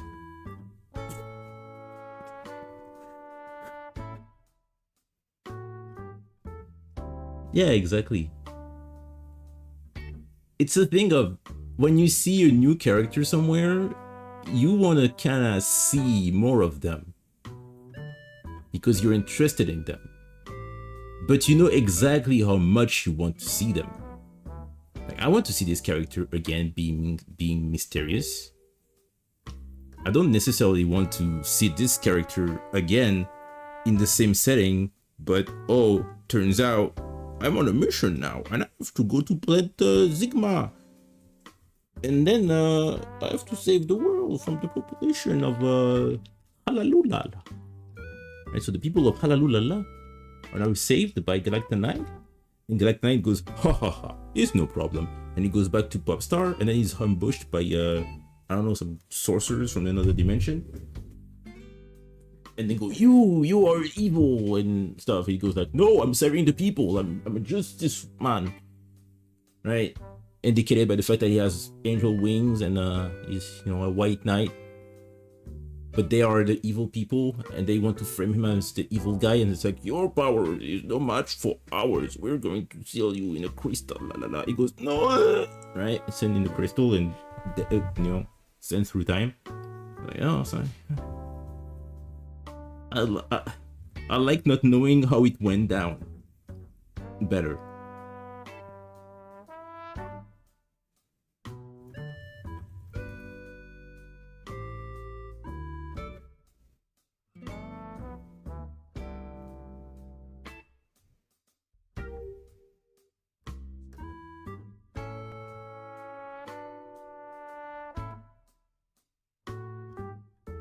I think one of the better ways to have that is what they did with the lingering will in Kingdom Hearts. Because for me, who has only played the original versions of those games, to the point that I didn't even know that some things are considered rare nowadays, because with all the different versions of the same game they released, the originals are just non-existent anywhere. You cannot just purchase them anymore. I have them, both of them. I mean, Kingdom Hearts 1 and 2, the first versions of those. I didn't know that these were not available. And I guess you can get them through some ways, and maybe even mods can restore stuff. But whatever.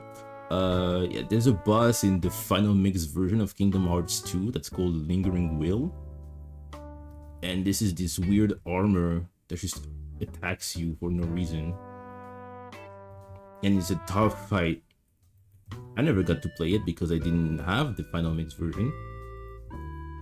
And then it turns out, spoilers for Kingdom Hearts Birth by Sleep. Yeah, this Lingering Will thing is a character, a part of another trio from the past. And I like what they did with that. Because now you have more context to this armor, but it doesn't change the present armor. Because that game happens before Kingdom Hearts 2. Way before.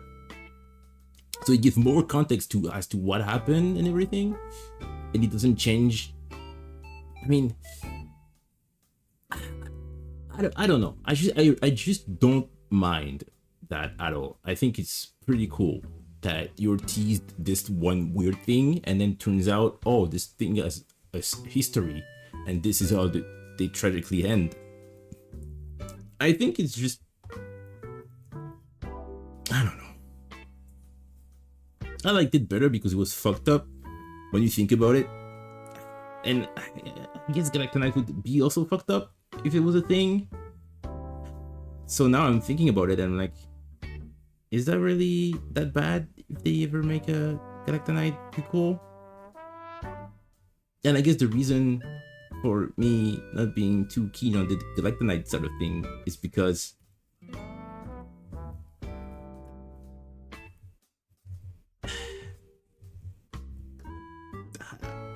bias.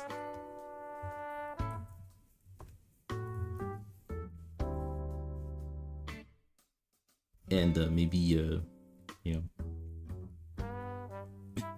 being against lore stuff, right? We gotta know the deep lore.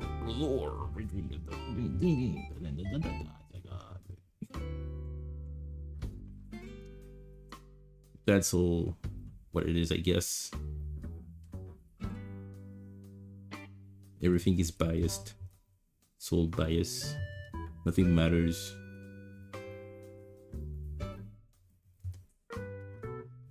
Someone's gonna tell you something is the greatest thing ever. Someone's gonna tell you this is the worst thing ever. There's no in between. But all that just stems from the same thing: bias. My best advice is just to not listen to anyone and just make your own opinions on things.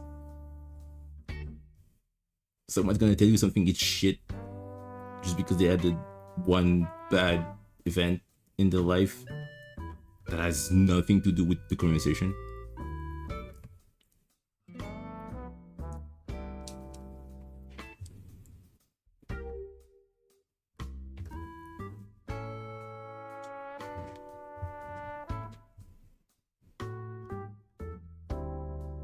Because you wonder who's under the helmet, there's a lot of speculations. Yeah, I really like that. I like that about Meta Knight. And I like that his gimmick is that he's not defeated when you fight him. Because he's strong.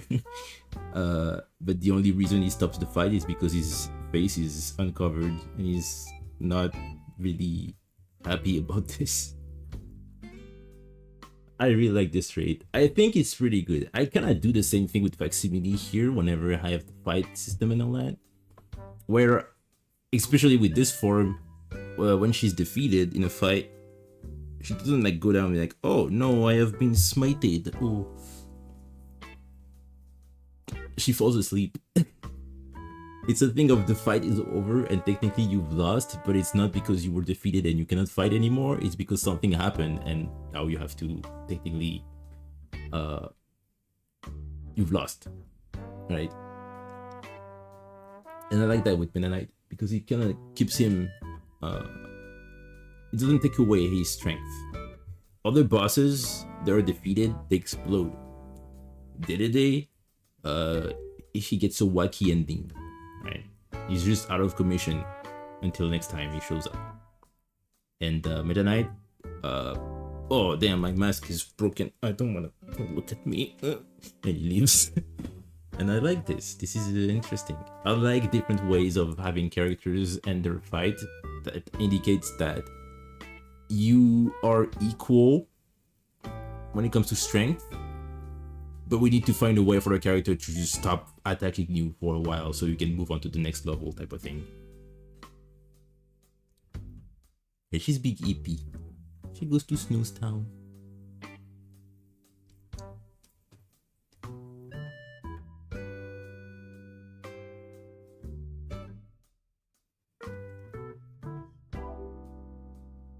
And with Kirby Guardian, I had this thing where well, you can see when Odd One and Bleak One find him in the dirt, and they go to tell their mama about that. He's bloodied and he's dirty. His face first in the dirt. So that's why when he wakes up, he has nothing on, because Adlan cleaned his mask and his cape. Like if you've noticed in episode 12, he doesn't have his cape in that scene because it's it was cleaned and it's being it's drying. Like everything is being cleaned. So he wakes up with no mask on. And he's like, whoa. He sees his mask and he's like, huh, it's clean now. Nice. And then he notices this is the company. But at this point, it's already too late. They already saw his face, so he's more like, But then when Adeline shows up, even though she's the one who cleaned him, when he was unconscious, she already saw his face. You just feel the need to hide his face again with the mask. Like, well, you know, I'm awake now, so I don't need to have my face shown to the world. You know, it's kind of a way for him to close himself from everything. Like, he knows they all seen his face now, but still. And then at the end, when he's more comfortable, he just feels like, well, you know what? I mean, if I'm gonna eat something, they've seen my face already. We've talked. You know, we're on good terms. We understand each other's point of view. So, yeah. And you see Adeline's face when he does that. she looks at him like, what? And then he goes like, do you have more of that soup? And she goes, yeah, I do. Yeah, over there. Right, a way for her to realize that he's legit and he's opening up, because he knows that he's pretty much.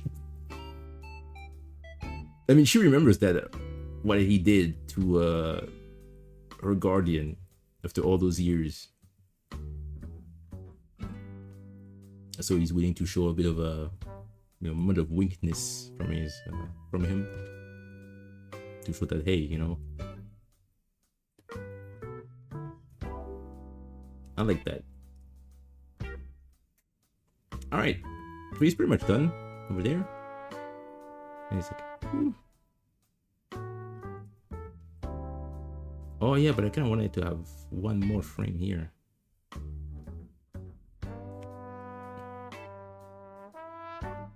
Or maybe I don't. Yeah, no, I think it's alright. Alright, so we're just gonna talk here. Unlike the general, I actually want this mouth to go like, eep, yoop, yoop.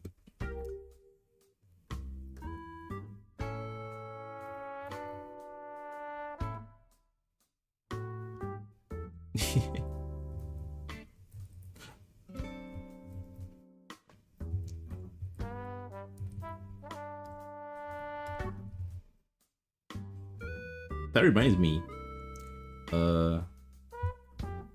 my favorite Pogi, right, is a Galarian Corsola, and I have never played Minecraft in my life. Just like many other things, I've never really have an interest in it. Rather, just I prefer create than just play things. I got interested by Cobblemon, which is the Minecraft mod. It's pretty much Minecraft with Pogies. It's not like Pixelmon, where it's Pogies in Minecraft. Cobblemon is Minecraft with Pogies. Right, so you can still do everything that you do in Minecraft. It's just that, yeah, there are Pogies and Pogi items and everything. I was said maybe I'll try playing Minecraft if they ever add Galarian Corsola to Cobblemon. Then I might consider it. For the longest time, there was no Galarian Corsola, but I kept looking. I even have a skin ready. Minecraft. And eventually, apparently I was 2 years late when I saw that post. But it did. Add Galarian Corsola and its evolution to Cobblemon. And I thought, oh, yes, it's time. Cactus. Hey, it's cute. I like that. Little cactus fella. Speaking of cactus pogies, I kind of... I don't know why, but my younger self was kind of slipping on the Cacturne. Cacnea. They're great. Their designs are great. And I really like Cacturne's whole thing. I don't know why I never really... Because my first generation was Generation 3. That's where they're from. And for some reason, I never really got one and trained one. I saw Cacturne too, but I don't know. I never really... It's really a thing of the animations in the 3D games, as well as the Pogi being animated in the anime, had so much to all of those things. There are some Pogies you will see in your game and be like, oh, okay, it's a cool design, I guess. But then all it needs is just like them emoting and being animated so you can see more to what they can do. And it's like, wow. Remember Litten? The Gen 7? 7? 7? 7. The Gen 7 starter? Fire starter? I'm a fire starter. Twisted fire starter. It's like, alright. The black cat with the red accent. No. He has the Leviathan logo on his forehead or whatever. Oh, that's pretty cool. So, right. Still prefer Rowlet. You see Litten in battle? Whenever he does a fire move, it has 3 red spikes that just shoots from his back. Like it's a hissing cat. But the hiss, you know, the hair is just 3 red spikes that glow. And just that, I was like, oh, okay, I can, oh. And it's always that. It's always just a little bit of animation from a Boogie, from it to go from a, it's alright, design to a, I love this thing. What's Kespin's evolution? Bulgaris. What's the English name? I don't know. When he came out, everybody was like, oh, it's goofy. Chespin was cute. This one is goofy, it's a ball. Which ain't makes sense, it's a bug. So it's, of course. I was kinda like, I'm still gonna pick this one. Even though, you know, this evolution is kinda like silly. I like it, it's silly.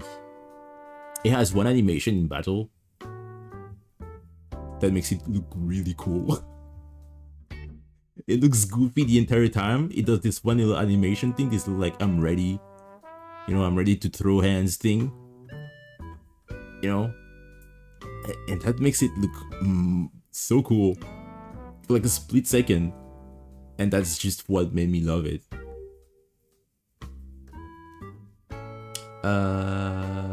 Quilladin. Thank you. Yeah, Quilladin. Like a paladin. You know, yes, it's still idle animation where it just like bounces. You know, it's silly. And then it just goes like this little like ready stance where he just like leans forward with one hand in the back. Like a, you know, with a frown. It's like, oh, my baby, my son.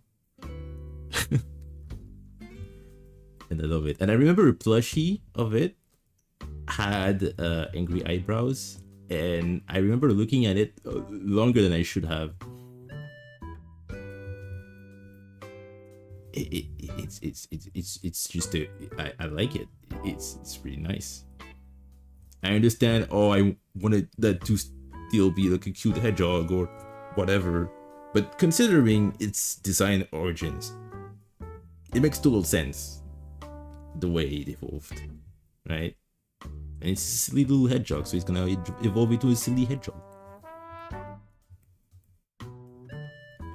But yeah, it still looks cool when it needs to. I don't like that.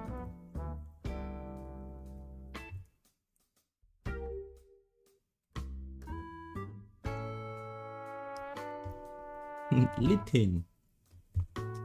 I like Litten. I think that generation are really nice starters.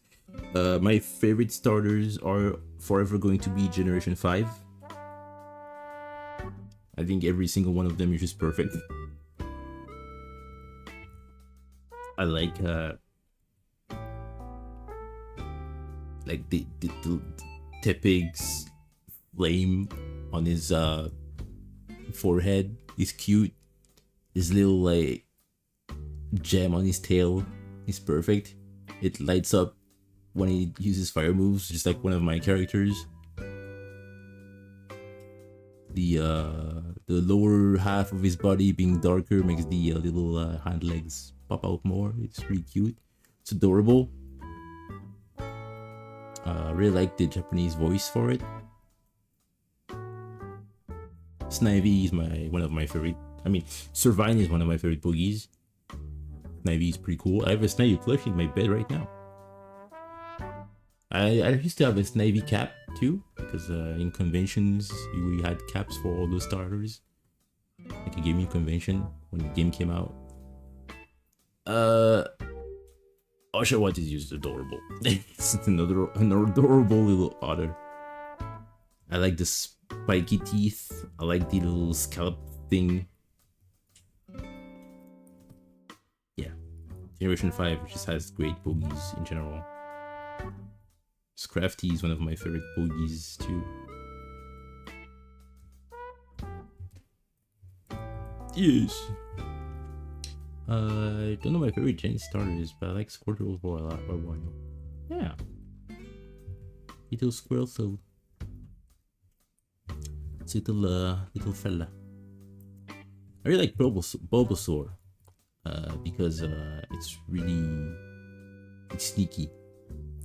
I've always been a fire boogie type of person, but over the years I started to realize that poison is pretty cool. Nowadays, yeah, I would definitely, if I had to specialize in 2 types of boogies, that would be poison and ghost for sure.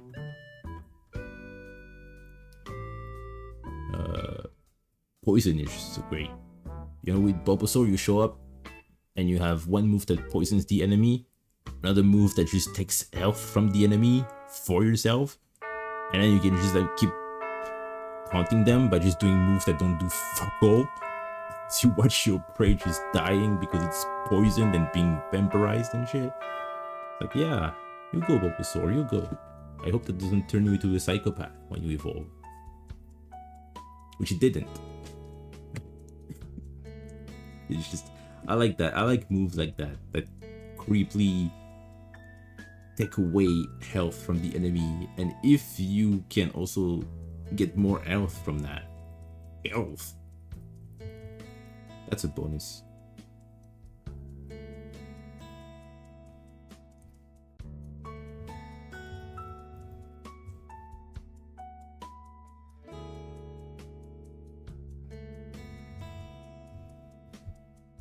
Grass. Grass type is pretty nice because, I mean, like I said, you know, they have a lot of moves that just take health from the enemy to refill the ores.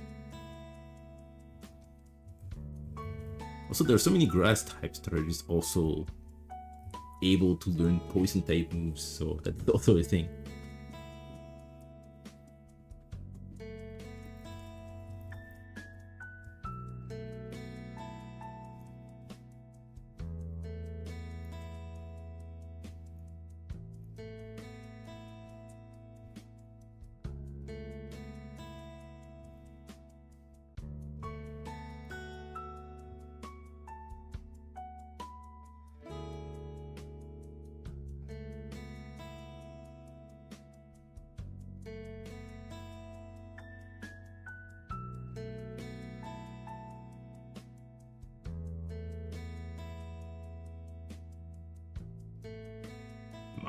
Mario.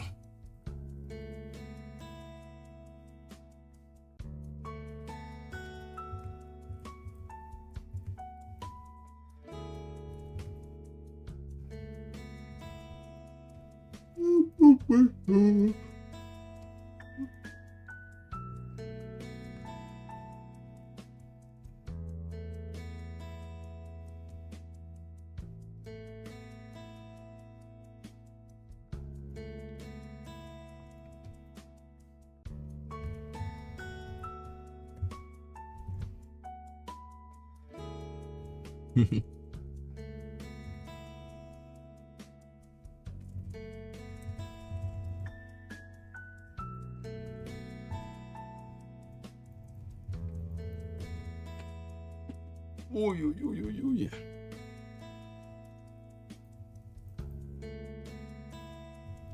Hang on, wait, does it?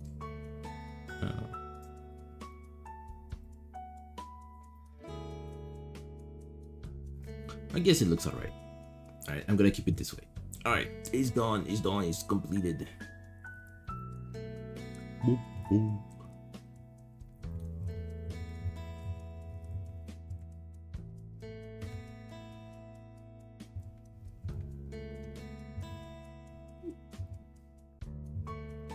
Oh!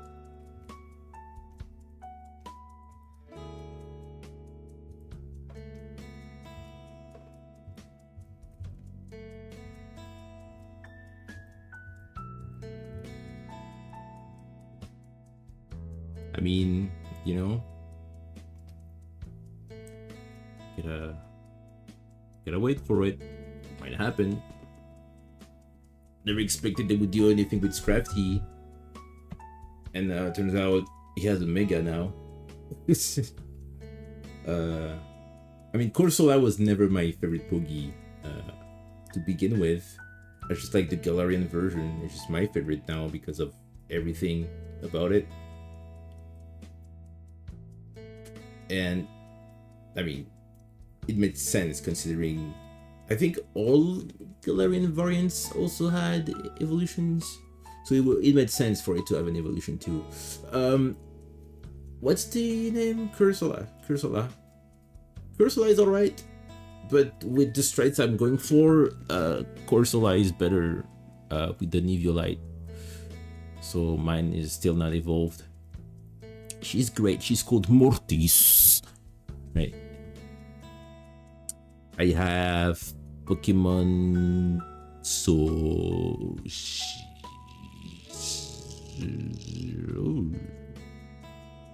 and in this version you don't have Corsola, you have the other Pogi.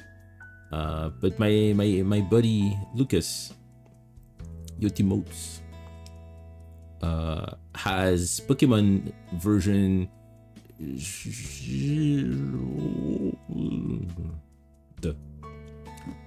and in this version you have Corsola, right? So I was like, oh, help me. And he was a sweetheart. He sent me an egg and it hatched, and it was the cutest little baby Corsola I've ever seen in my life. And yeah, she was my lead everywhere. It was great. She still is great. I spent an unhealthy amount of time in the daycare thingy, majiggy, whatever game thingy you have, where you can just hang out with everyone. But I just hated how slow she was. It's like she's one of the slowest Pogies in the game. She's far away from the screen. You call for her, she goes boop, boop, boop, boop. And then she starts floating towards you. You zoom out. She's doing it. She's gonna show up. One other Pogi shows up. You have time to cuddle with them and just play ball with them for a while. She's still on her way. It's been 3 minutes. She's finally here. Dinner time. Sorry, mate. You had to be faster. I'm gonna go eat. Yeah, I really like those Pogi thingies.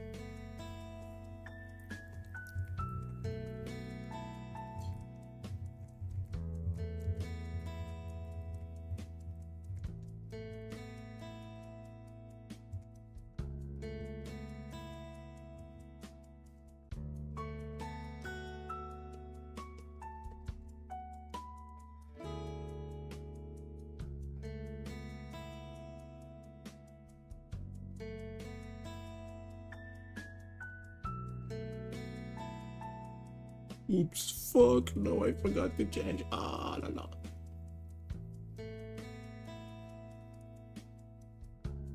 Yeah, I don't know what the strat was. I know there was a antique power, which is ancient power in English or something. I don't even know what that was, but yeah, it was ancient power. I think there was aqua ring, not sure.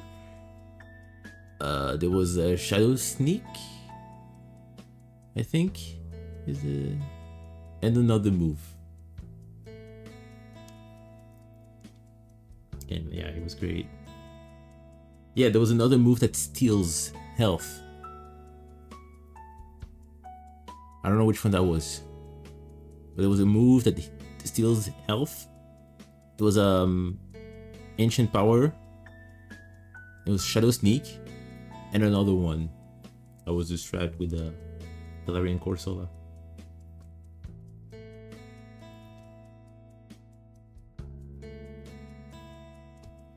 It was great. I got a shiny Magikarp in that game randomly as I was fishing. I don't think I mean I have the video on my Switch still, but back when Twitter was a thing, I posted that there. I was just fishing at some random spot, and then lo and behold, a shiny Magikarp. And I was like, huh, okay, nice. And then someone in the comments said, what's crazier is that this is a square one, which is more rare. And I was like, I was led to believe that the square one were less rare than the stars one. So yeah, I had this random shiny square Magikarp. That was fun. You know, I thought the stars were more rare. You know, because you have different animations for those shinies in this generation. I don't know if they kept that. But your shiny could have stars. You know, yeah, the sparkles and their stars as well. Or you could have the sparkles and shards, like square shards. And apparently, to this day, I don't even know which one is really more rare. Right? I don't just want to blindly believe someone. So I'm gonna Google that now. And by Google, I mean Firefox. I'm gonna Firefox it. Boogie Sword and Shield. Which is rarer? Exclamation mark. Square shinies? Or star shinies?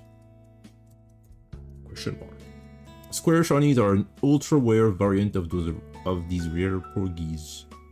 In terms of their color palettes, they'll appear essentially identical to the sparkling porgies you've loved since Generation 2. However, the sparkles has quadrilateral appearance rather than the classic star. It's subtle, but that makes it rare and special. Alright, so I guess I have a... Oh wait. There's something on Reddit. I don't want to click that because, you know, Reddit. Which is rarer, star or square? In the wild, you have a 15 out of 16 chance for a square, and 1 out of 16 for a star. See? I mean, that's from Facebook, so what the fuck do they know about that over there? When hatching from an egg, it's 15 for a star and 1 for square. Yeah, mine was wild, so... IVs have nothing to do with it. See what I mean? Oh, it's more rare to have squares than stars. Oh, it's more rare to have squares when it's hatched from an egg. Otherwise, it's more common to have that in the wild. It's like, oh, then what's the point of having a difference? If one is more rare through a different method, and it's the same graphic as one that is common from one method, and just showing that to your friends, there's no point. You could say, oh, I hatched that from an egg, when it's a lie. You caught that in the wilds. It was a Patrat.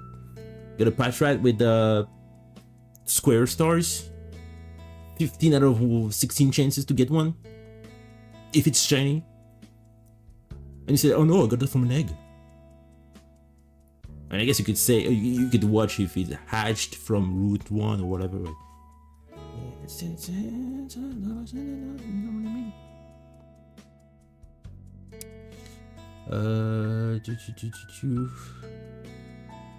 Oh, to find square shinies in Poogie's Sword and Shield. One in the head. Back in my days, it used to be 1 out of 80,000 chances to get Poogies when I was a shiny hunter. Oh. Shiny Poogie's rarity has split. The 1 out of 4,000 to 10 shiny. There's 2 types of shinies. 15 out of 16 show stars, 1 out of 16 show squares. And they don't talk about eggs. So now it's in the wild. See what I mean? John Google said the opposite. No. John Google said that. John Google said the same thing that Kurt over there is saying. Square is more rare. 1 out of 16. But then there was another post I said, oh no. It's not that. It's the opposite. But Squares are rarer if it's hatched from an egg. And at this point, it's like, what the? Oh.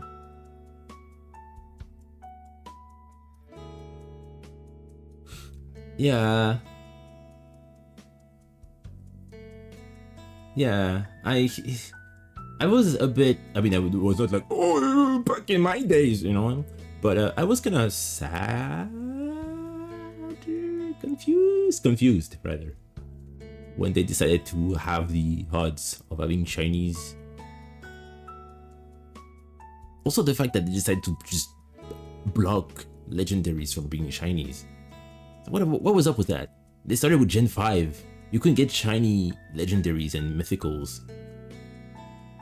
And they weren't even in the game. You could have the game. You could see Victini, and it's shiny, and it looks beautiful, but you couldn't get that because it was locked for some reason. It's like, oh.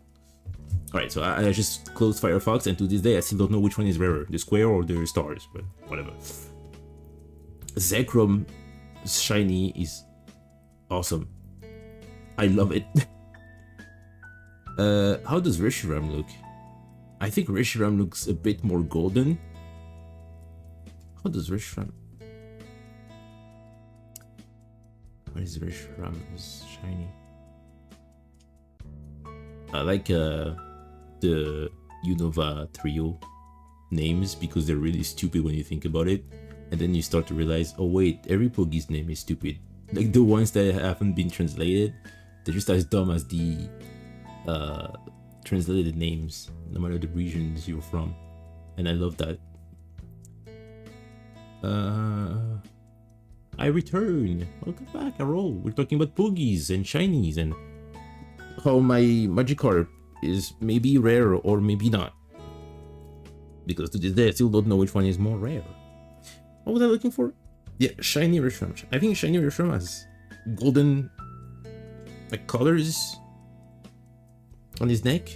Shiny Reshiram. But I don't know what the color of this flame is. Yeah. So they have gold. Oh yeah, I think they have purple eyes, right? Cannot see its face. They just show me its face. Red eyes? Weren't they always red? I'm sleeping. I'm asleep. They're blue. Just thinking about it right now, I was like, it felt wrong saying like, are they always red? No, they're blue. Right? Yeah, they're blue. Oh yeah, so the shiny has red eyes and golden metallic thingies. And the flames are magenta. Yeah, oh no, it looks really good. Yeah, it looks so good. When he does this little animation.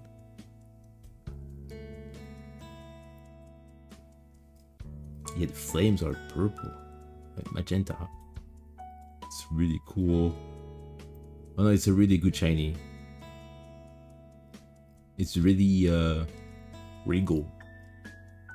With the gold and the purple.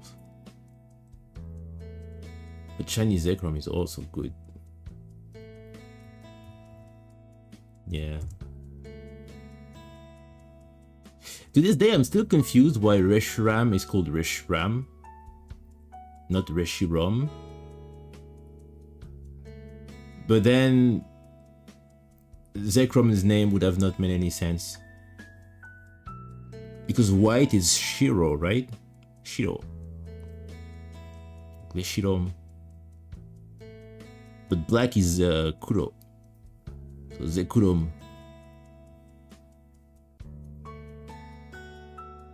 So you could have Zekurom, and then Shirom, and Kurom. Well, instead you have Rom, Ram, and Rem. Zekrom, Ram, Kurem. And Kurem is really cute and silly. Kurem's name. It's just Yuki backwards. Yuki! Kiyu! Kiyu and Rem, because you have Ram and Ram. Kurem. Yeah, I like Poogies. Pretty cool. If I'm right, they started locking shinies because they want consistency with the cutscenes. That's fair. But it's always a good thing for people who really want them to have. I didn't care when I had to go through the entire cutscene of Generation 3 to get my shiny Snivy. I didn't care when I did that on my Emerald copy to get the shiny what's his name? Torchic. The funny thing with my shiny Torchic is that I did that in Emerald, and if you know Emerald, there are some chances that those cartridges are messed up and the internal batteries forked or whatever, and I was scared of that because I didn't know that you actually get a notification when this happens. I didn't. But many people online were like, oh yeah, but on those copies of Emerald, shinies are all locked because the internal clock is messed up because of the battery and blah blah blah.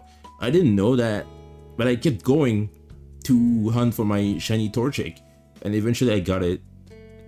Then I lent my copy to a friend, and it was like, oh, you know, I have a shiny Blaziken, but you can delete that copy and play the game. So she did. She just deleted the copy and just played the game, and then she returned it when she finished, and yeah, that was it. That was technically my first shiny ever that I caught. The first one I encountered was a Shroomish. I was like, oh, it's funny, it's orange and its star is sparkling. Maybe I get more XP, and I killed it. I told that to my friend the next day and was like, that's a shiny! I was like, yeah, alright. Then the Torchic was the first one I owned, and then I give it away because, you know, there's so much you can do with a different colored chicken. And then I became a shiny hunter a bit later, and I think I had a total of 12 shinies. This one I also traded for a lesser good one. That was my Cofagrigus that I traded for what's the Aggron evolution? The Galliking. You know, I mean, it looks good. It's kind of grayish with red eyes and all that, but you know. But yeah, I had a lot of shinies. I have my Omega Volt, which was my shiny Raichu. She's great, but she has shit defense, so I could never use her in a fight. So she was always getting her ass kicked. I felt bad. Yeah, I had another Pikachu, shiny Pikachu, because I didn't want to start X and Y. I mean, I had Y, of course. I didn't want to start Y until I got a shiny Pikachu, so I could continue the story. And my friends were like, "Nah, you're never gonna get that, dude. This is such a low chance." I said, "I have a shiny Raichu that I got from Soul Silver with such a low chance. I'm gonna get my second Pikachu," and I did. And I called her Omega Jolt. No, wait. I called her Omega... Wait. No, that was Jolt. I don't know. I think I called her Omega Jolt. I'm not sure. Maybe Bolt. I'm not sure. But yeah. But I had Omega Volt, my Raichu, and I had Omega whatever. And then one of those two friends had a shiny Pikachu later. And I said, haha, you should call her Omega... I think that was a female. You should call her Omega Jolt. So you finish the trilogy. So yeah, we had Omega Volt, Omega Bolt, and Omega Jolt. One shiny Raichu and 2 Pikachus. What I had a shiny Psyduck. That's the French name. So it sounds like Psyduck, yeah. Snivy on shiny on Emerald. That's odd. Yeah. I mean, Emerald was my first version, and yeah, I had 2 shinies there. The one I killed and the one I got later when I played the game again. But yeah, no.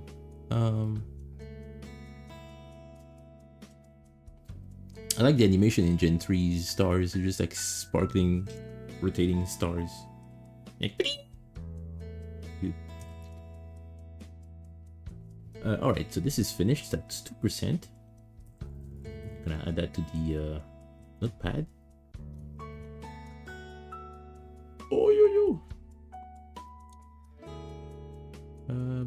Proof. Project.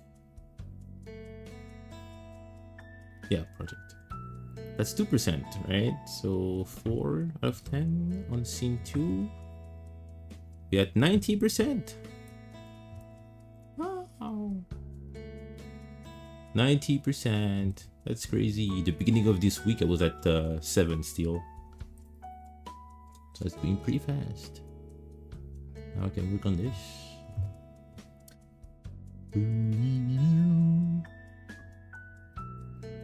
Pew pew pew pew pew pew.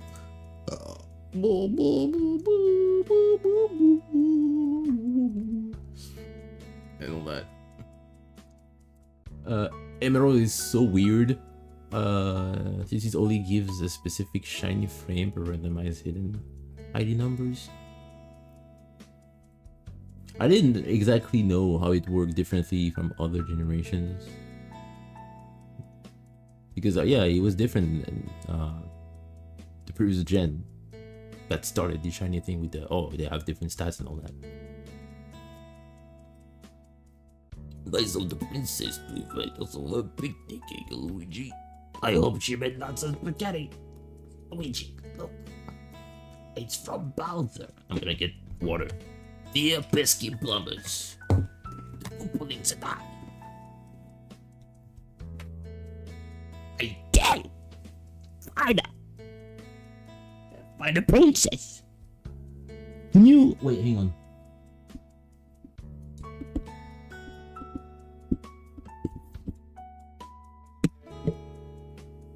You gotta find the princess, and you've got to help us. If you need instructions on how to get instructions on how to get to the hotels, check out the instructions in the enclosed instruction book.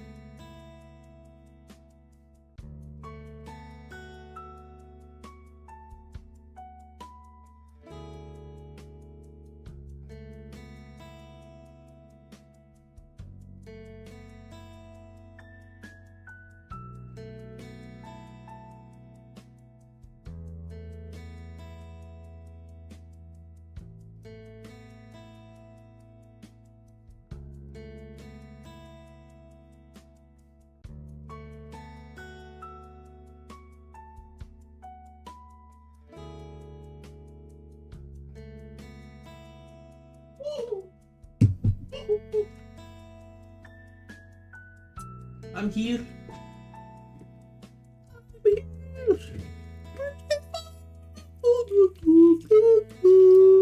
I got ice cream.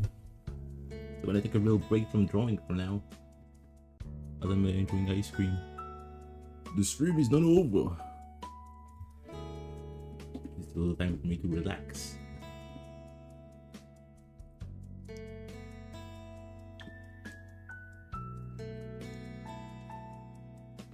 Bring chilling. Ooh.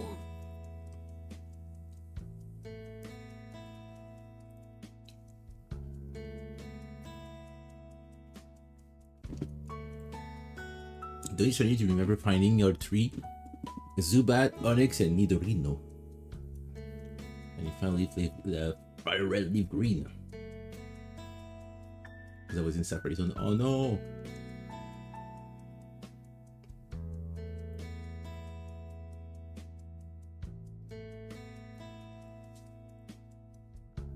I remember back then I used to watch a lot of videos, but people, you know, their hunts and everything, shiny hunting, and just the entire video. I used to record videos of me doing that. I posted on my YouTube channel before animations. I mean, alongside animations, because I guess my first videos were animations. But I used to do that. I used to have animations in MS Paint and Movie Maker and shiny hunting videos.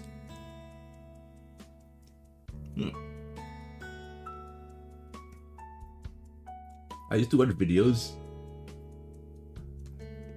no matter what happened to the shiny. And there's this one video from this one French kid, which is the funniest thing ever, to the point that I still find it again, and I have that on my computer now. And sometimes when I feel bad or sad, I just watch it again.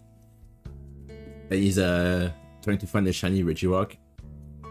Okay, so spoiler, I saw when I was researching that old video that not too long after he found a new shiny Regirock and caught it.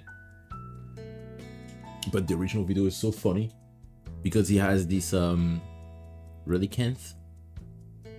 Is that also the name in English? You know, the Coelacanth fish. You know, the old fish that you need in order to get like the Regis.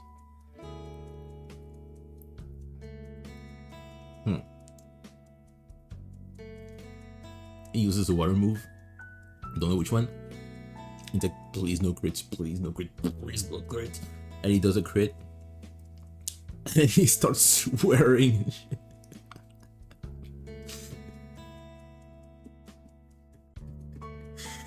shit. And the video just ends there. There's no, oh guys, oh I guess I fucked up. No, it's just like, you know, he's swearing and shit. He just cuts there.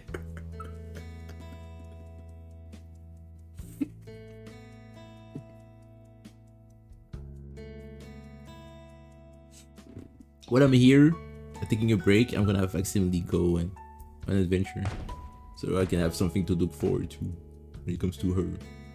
She does stuff.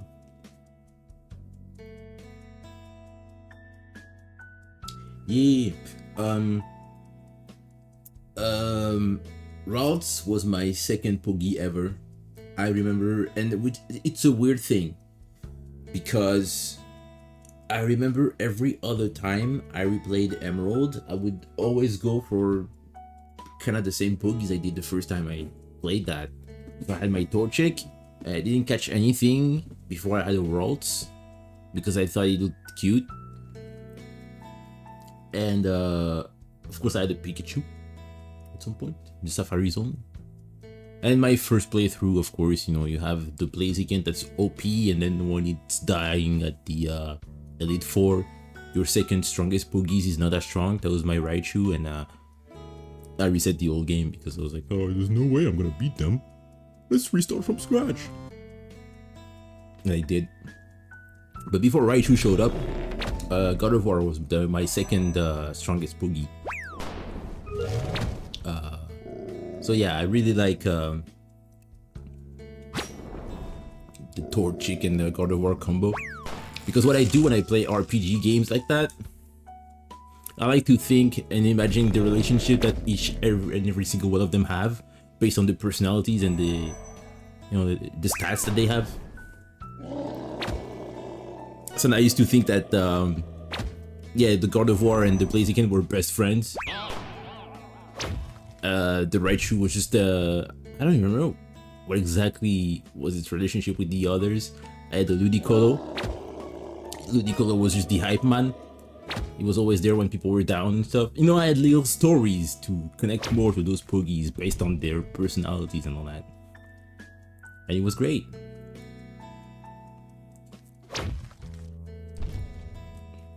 So yeah, I have a soft spot.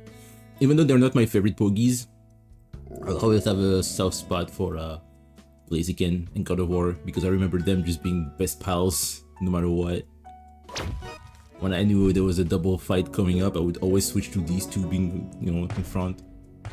That was fun.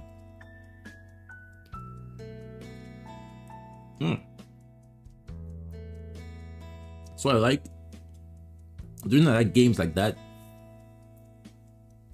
like text-based games, like the Candy Box or a Dark Room, which is ultimately what inspired this overlay.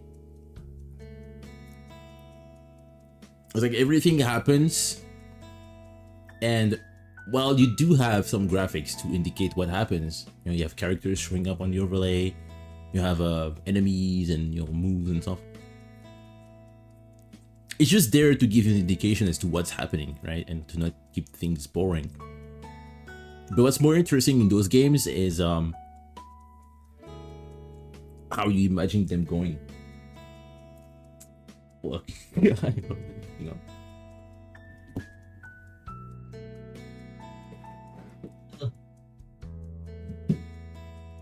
Like in your mind, I mean, you can read, oh, Bloodbore used the fire throw ability. But in your mind, you're just thinking of them like dodging attacks and shit and be like, wah, wah, wah, wah, wah, just like doing the fire throw ability. I like that.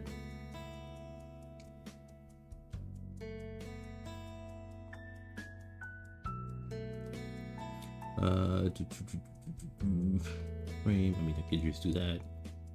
We have, oh shit, one. Oh, I forgot the S. Cautious one. We have old one. We have road one there. We have Pinot. We have Bleak one, and we have Mario. Oh, but I already had made him.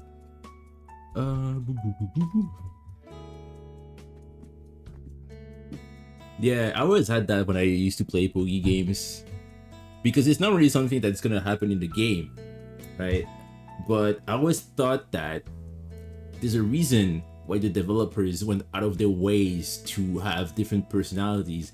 Yes, it's because you have different stats, but you could just have that being different stats. Here, they just justified the different stats by that being different personalities. And it's just this extra flair, this extra bit of personality that I really like.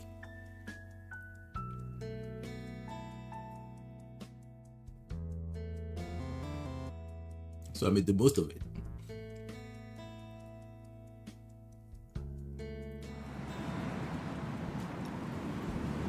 I was like, hey, if this one is shy and this one is chirpy, I don't know what the personalities are in English. Hey, maybe they can do that, and maybe these two hate each other. So I will sometimes have them in a team fight because I knew they would hate each other. And sometimes maybe for the sake of the story, I would have them hurt each other. Oh no, Ludicolo hit this guy. Oh. The game allows you to do that. Hey, I'm gonna use every features, right? It adds to the story.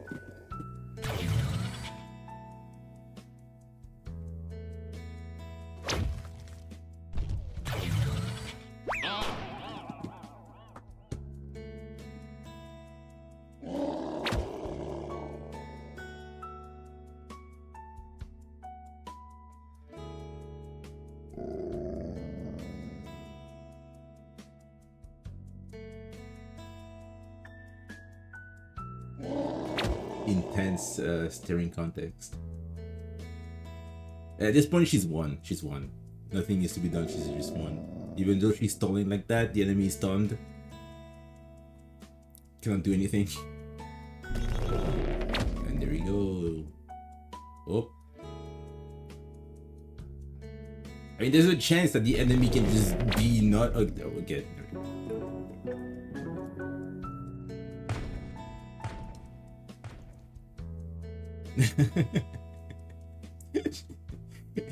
It's the bomb that carried. It's you throwing the bomb that just made the enemy stunned and. Yeah. But yeah, look, now you have a leaf. So if you want, you can have her being back to her magic form.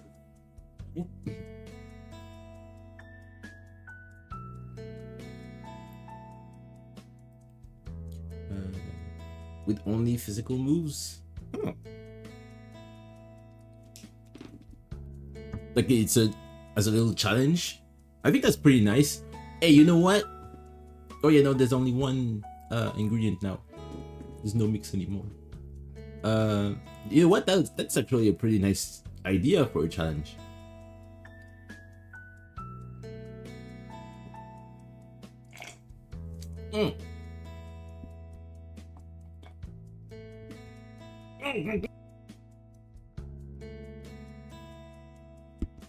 I wanted to mute so you cannot hear these slushy sound effects, and the mic just keeps on muting. So every time I was doing the grossest noises, drinking my water, you could hear that. I'm sorry.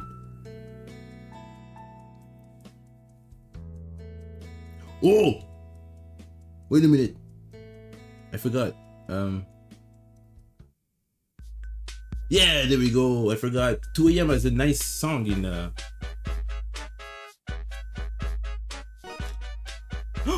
child. Don't kill this child this time.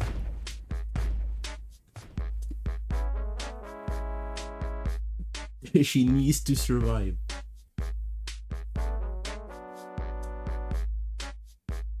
Gonna be so busy tomorrow. Oh no. Or every Friday, just really busy like that? Or is there something special going on? Sorry, I'm hiccuping. Ooh.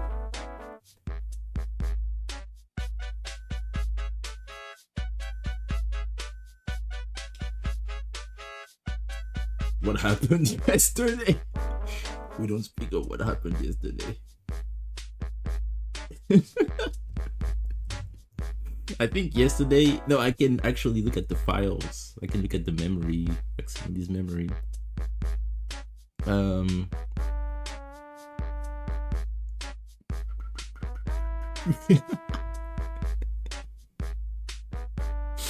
Counters. Children fail 4.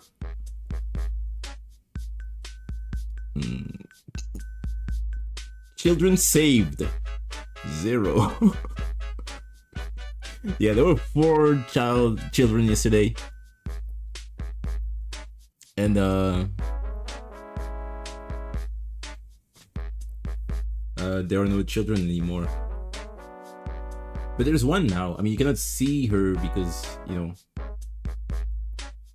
she's small, but she's there. So yeah, now you have a life to protect.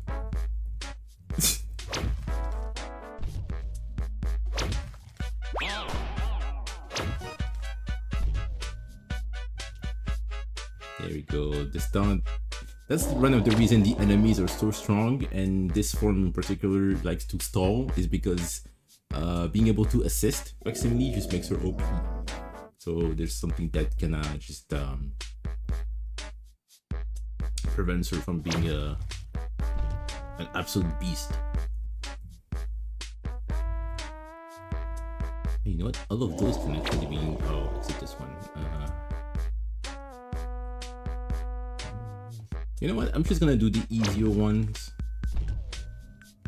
I'm gonna do Bleak 1, Old 1, Book, and these three I can do later, like later this week for the other streams.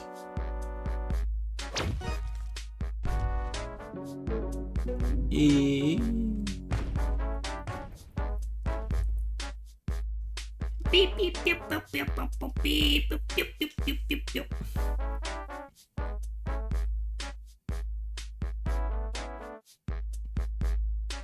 Oh, good luck with that. You've got this, Arrow. You can do it.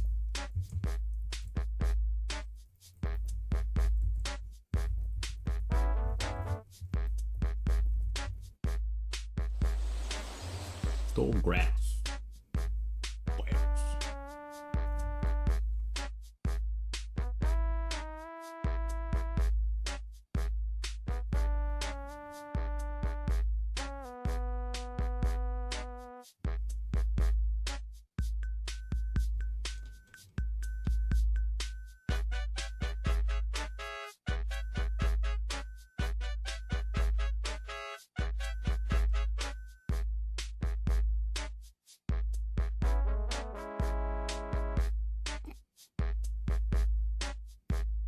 I wanted to play hang on. Oh. Yeah, I forgot to save that. I wanted to play the I have a sample. I mean, I used to have a sample of a you know, that one FNAF song. You know the one. But I don't have it. I deleted that today. I forgot to save it, I guess, because I got rid of the wave files of my FL Studio loops. Now they're all OGG files. But I guess I forgot to save this one. I saved the other samples I liked that are not used for this for the playlist, but I lost the man behind the slaughter. He's gone. He's been sprint locked.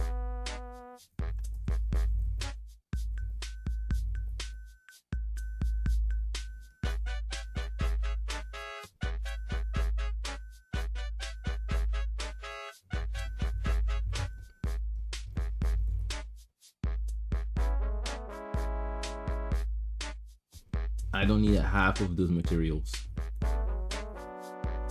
I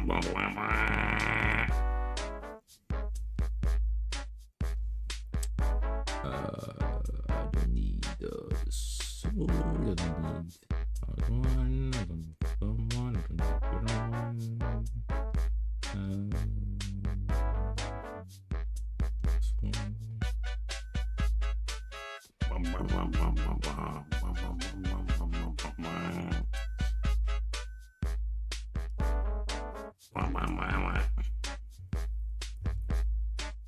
Mario. Hey, you know what? I can do something easy with those two. I can do a frame called P. Like P. And on P, I can just do that.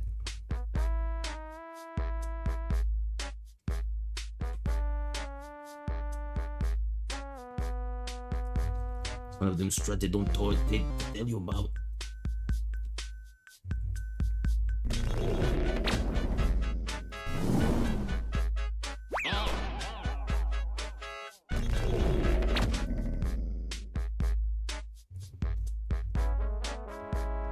Oh yeah, by the way, you're free to make her rest if you want to.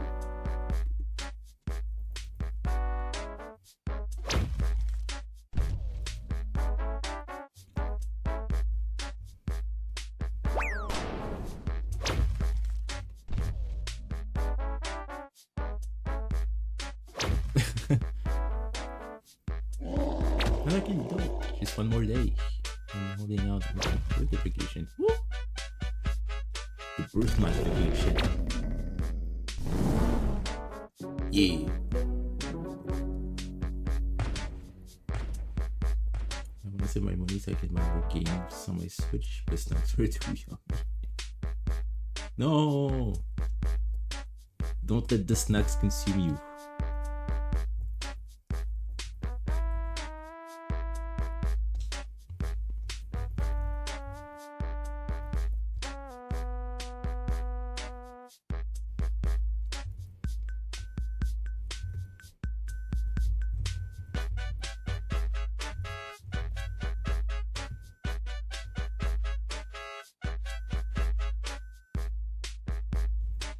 Butterfingers. All I remember of those is that Bart Simpson used to star in commercials about those things. Back when I had my, I used to have this era in my life when I was a kid, small child, where I used to watch old commercials for anything. And at some point I had my Simpsons phase, so I used to look at old Simpsons media, and it was fun. Even like commercials from other countries. It was always so funny because in those commercials, I don't know if that's something that's also in the show. But I don't know. I know that in the Japanese commercials, Homer goes "Gurk," right? That's his annoyed grunt, right? I always thought that was really funny.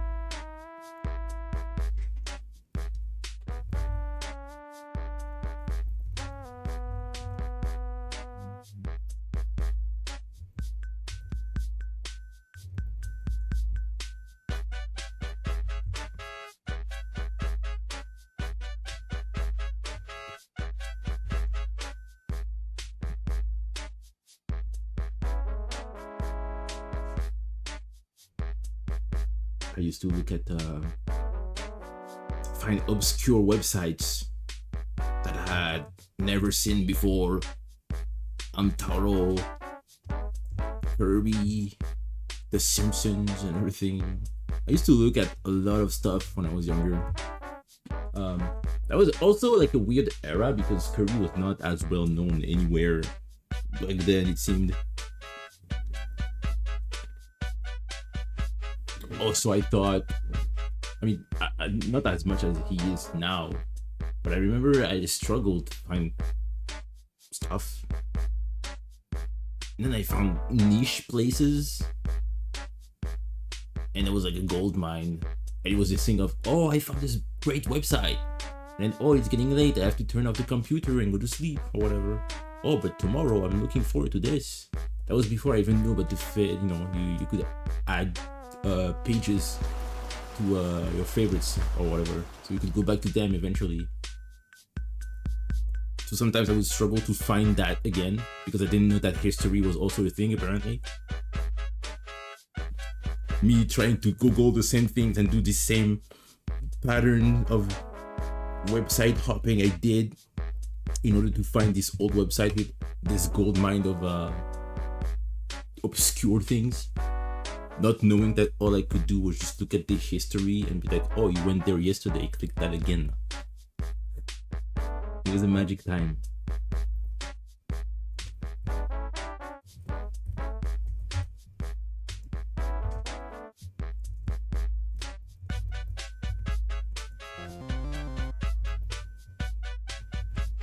The fellows.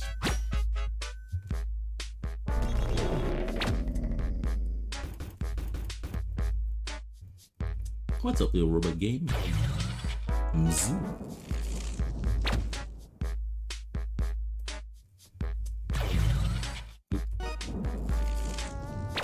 There's no way.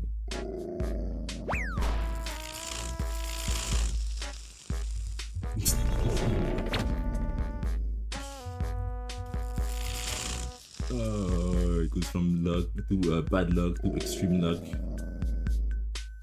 on a whim. Crazy.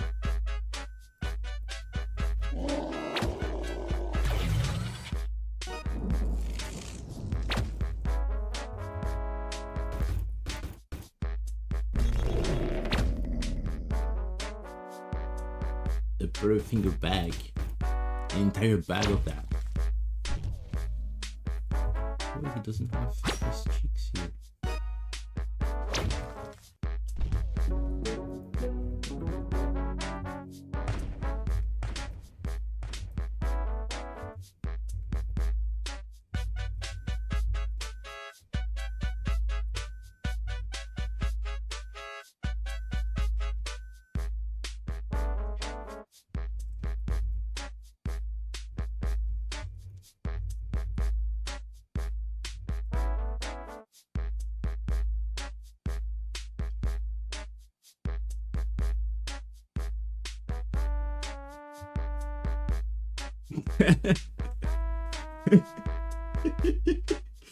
That makes me sound fun. No way, please.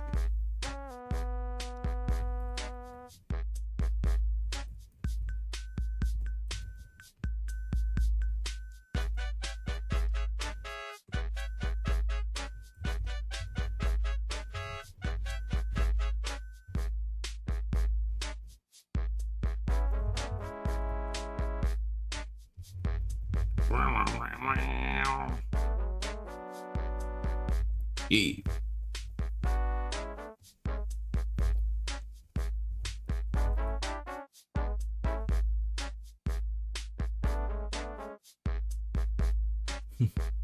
I already used to go to a lot of websites with all of those games, Flash games. I mean, also there's also a classic, not Flash games, but the Meet Room, right?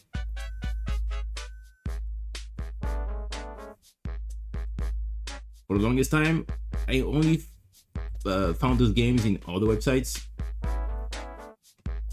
But you know, there was a little thing at the beginning, like the Meet Room. So eventually I decided, hey, you know what? Maybe it's actually a website. And I went there and yeah, all those pixel art games are really fun. I remember one in particular I really liked called Small Fry. And yeah, it's pretty much every level you have 2 or I think up to 3 creatures. And you have 4 in total. And each creature has a different ability, and it's a pretty big map, and you have to reach the end. And I like that game. Small Fry, need the room. Yeah, Small Fry. I need to play that again. Yeah, there was this fucker, this asshole, this idiot, and this dumbass over there. Yeah, that was that. There was a big brain one that could use psychic powers to make shit move. There was the skeleton who could survive fall damage, so you could have him fall, and I think he also survived underwater. There was the sportsy guy, right? He looked like a penguin. He could climb up walls, and he was really quick. He was running, you know, brand new Nikes and shit. And this one I don't remember. Oh yeah, the strong dude. There was like a Toro man. There's a bull guy, and the ball could punch stuff. Yeah, there we go. That's all 4 of them. Yeah, the brain ducklet guy, the sportsy penguingo, big Toro man, and a skeleton. Yeah, I need to play that again. What is this?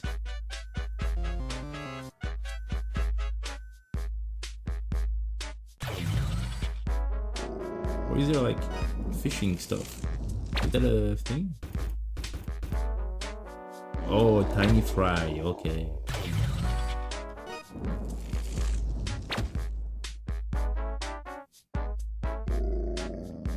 Stop! Escape! Ah, she's got this. I've seen her win these. See? Oh.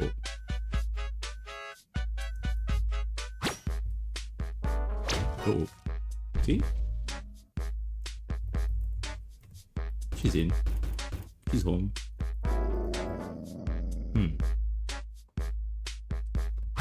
She flexes. Makes it like a champ.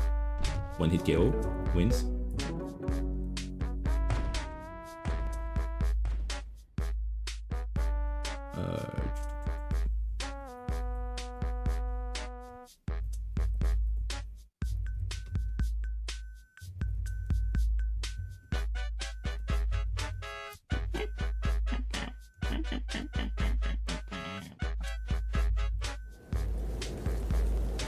Blizzard.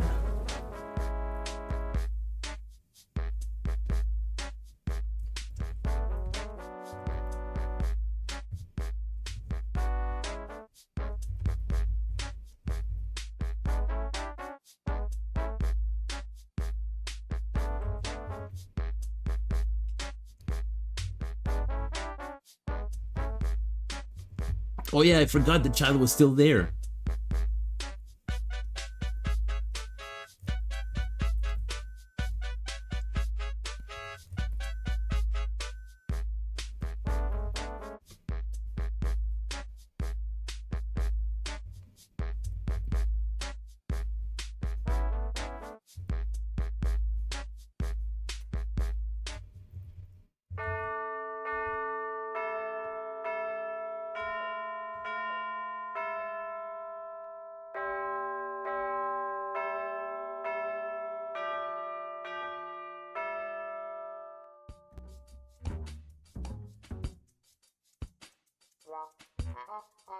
It's hitting me with the double music again.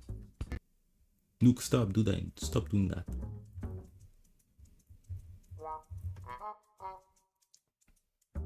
Nook, please.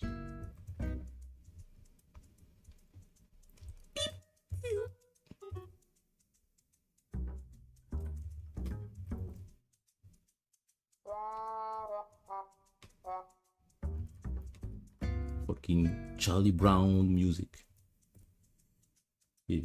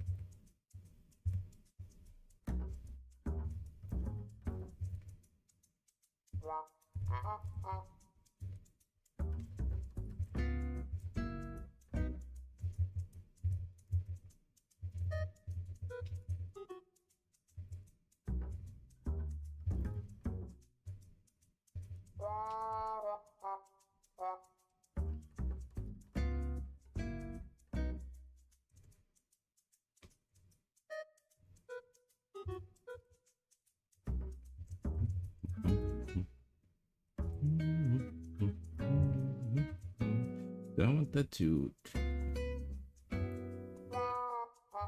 Oh, oh, Lucy, no! Lucy, what are you doing? Lucy, there's no combos anymore. It's only one ingredient.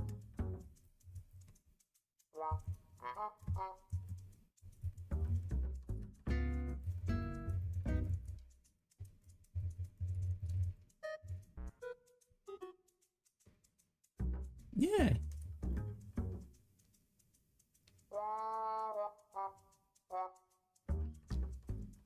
Yeah. And when you click it, it says type the ingredient you want. Leaf, seed, mush, or fruit. Each ingredient gives a different result. Fruit potions can only be used during battles. Hey, it's only one.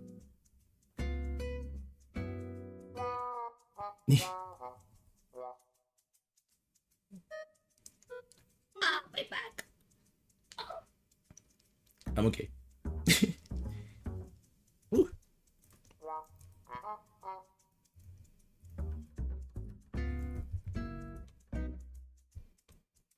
Cue that one Invader Zim commercial for what was that? It was like for a medicine for back issues, and the commercial just did one guy like, you know, walking around like a freaking Michael Afton after a shift, and like, and then suddenly you have an X-ray of his back and his spine just like splits in half, and he goes like, ah, my spine, and he drops on the floor and goes like, you know, foaming at the mouth, and it cuts to, oh, this product for your back issues. And it's just the intensity of the scene and the dramatic music in the back cutting to normal product placement. I really like that scene. And it's just like, why did it break? Why did your spine just break like that?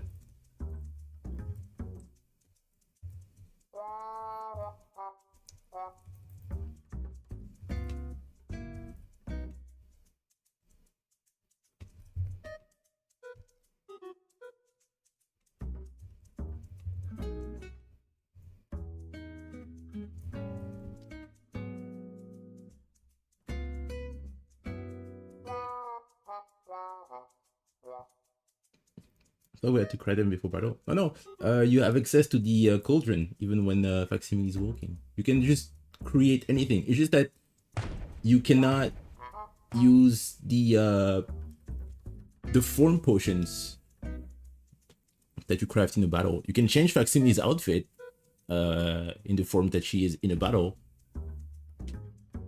but you cannot use you cannot make potion during a fight.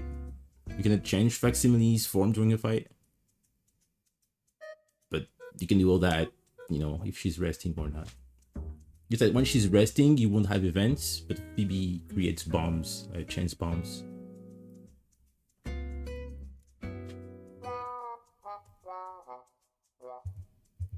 Wait, right now the potion that she has is one you cannot have access to. It's the mushroom potion.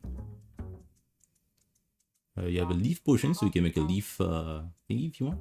You also have a fruit, so you can make a fruit potion too, right? But yeah, if you have one ingredient, you can use the cauldron redeem, because you just need one ingredient for those.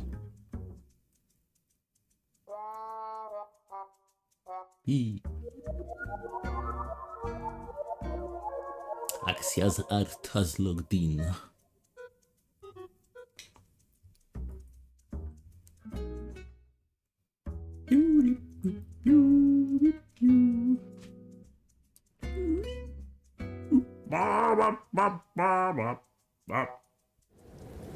Blizzard.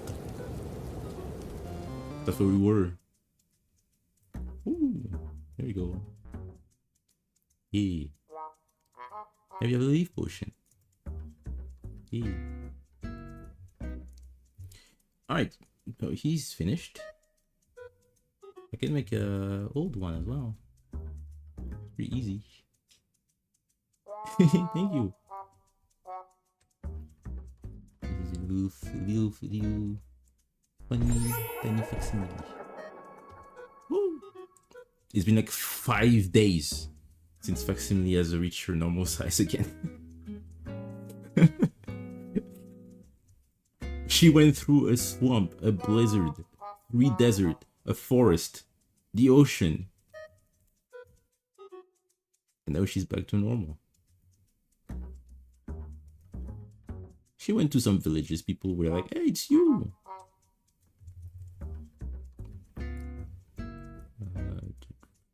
When do I want him to emote? Right.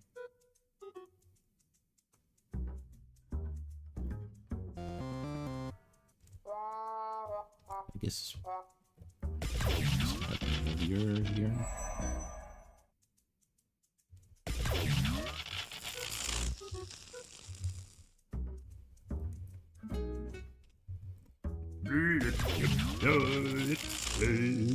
Oh yeah, one thing. When you're not in tank form, you can also use Phoebe's magic if you want to attack. You don't have to rely on bombs. Just like that. She cannot use her magic when in tank form because she's far away from the enemy. And Phoebe doesn't have the power to do that. She's learning. But yeah, now we can actually see the child over there. Look at that. Isn't she happy? Oh, fuck. Doesn't she look happy? Yeah. Love to see it.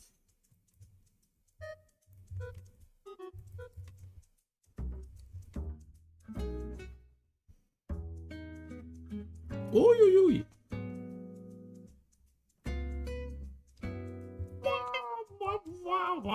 Wow. Yeah. And the other forms, rather than tank, it's easier to see and remember that the child is there.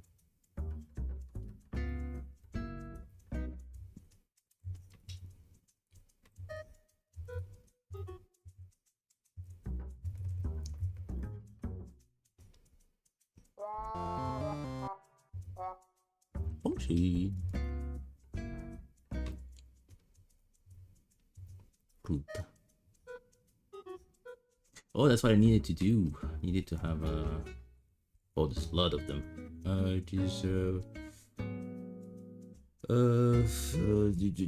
This old one. There's bleak one. There's cutesy one. I guess proud one as well, and I guess cautious one. Not sure, but.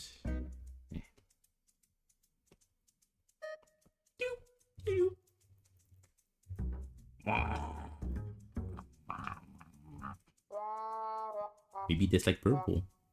Oh. Maybe it does.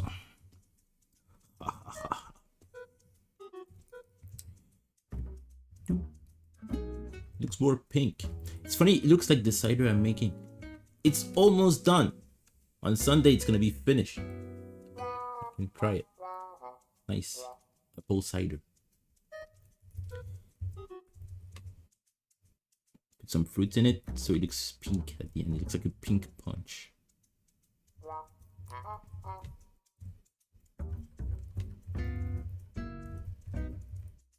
I'm gonna have him look to the side, so I'm gonna. Oh, what happened there? Oh, just didn't finish. It's just a sketch layer, that's why it's lighter. I'm gonna copy those.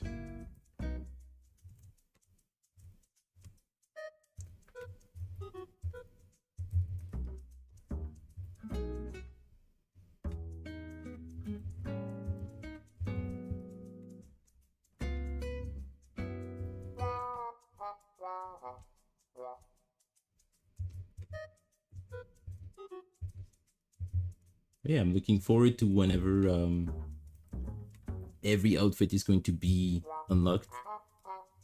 Maybe we can have a favorite. I already have my favorite, of course. But I think it's gonna be a while until we see that one, but it's okay.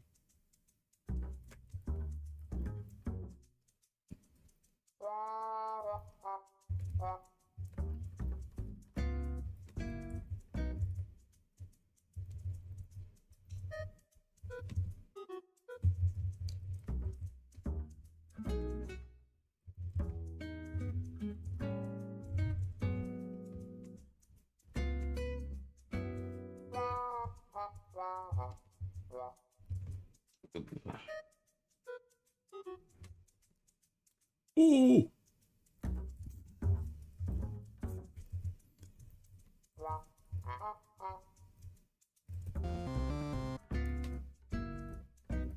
Mario. Mario is crazy.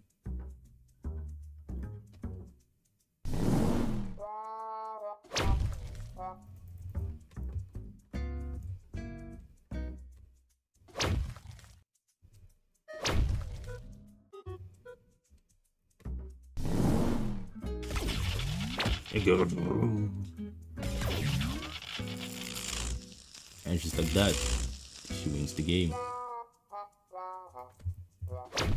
Realizes. Okay.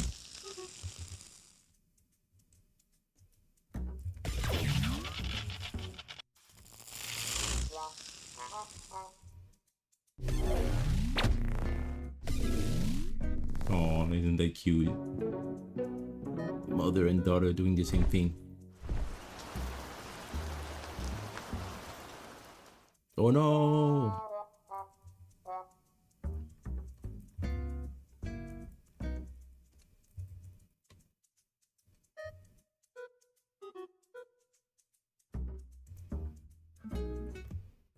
Yeah, unfortunately, there are some things that just cannot go against. You know, if the fight is still going and they are doing an attack that's going to destroy the enemy, unfortunately, there's still going to be the redeem for the potion. But yeah, by the time you click on that, it's the end of the fight, so the potion is not used, but the points are, and there's nothing I can do about that, unfortunately.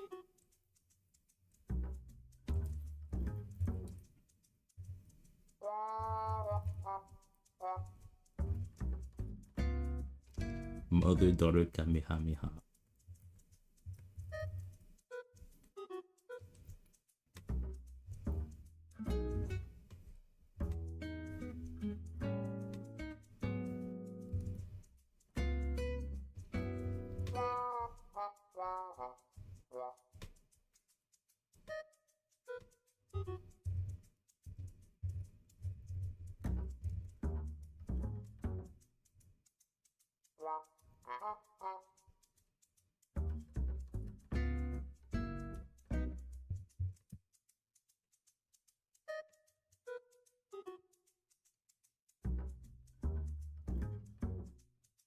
Oh no!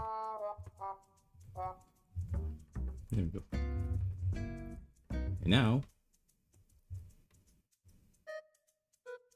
do this.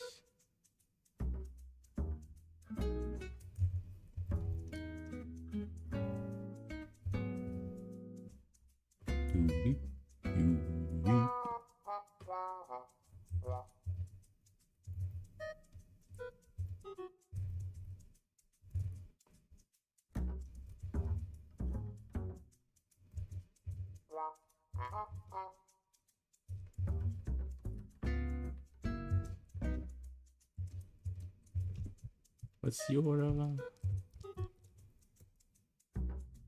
huh?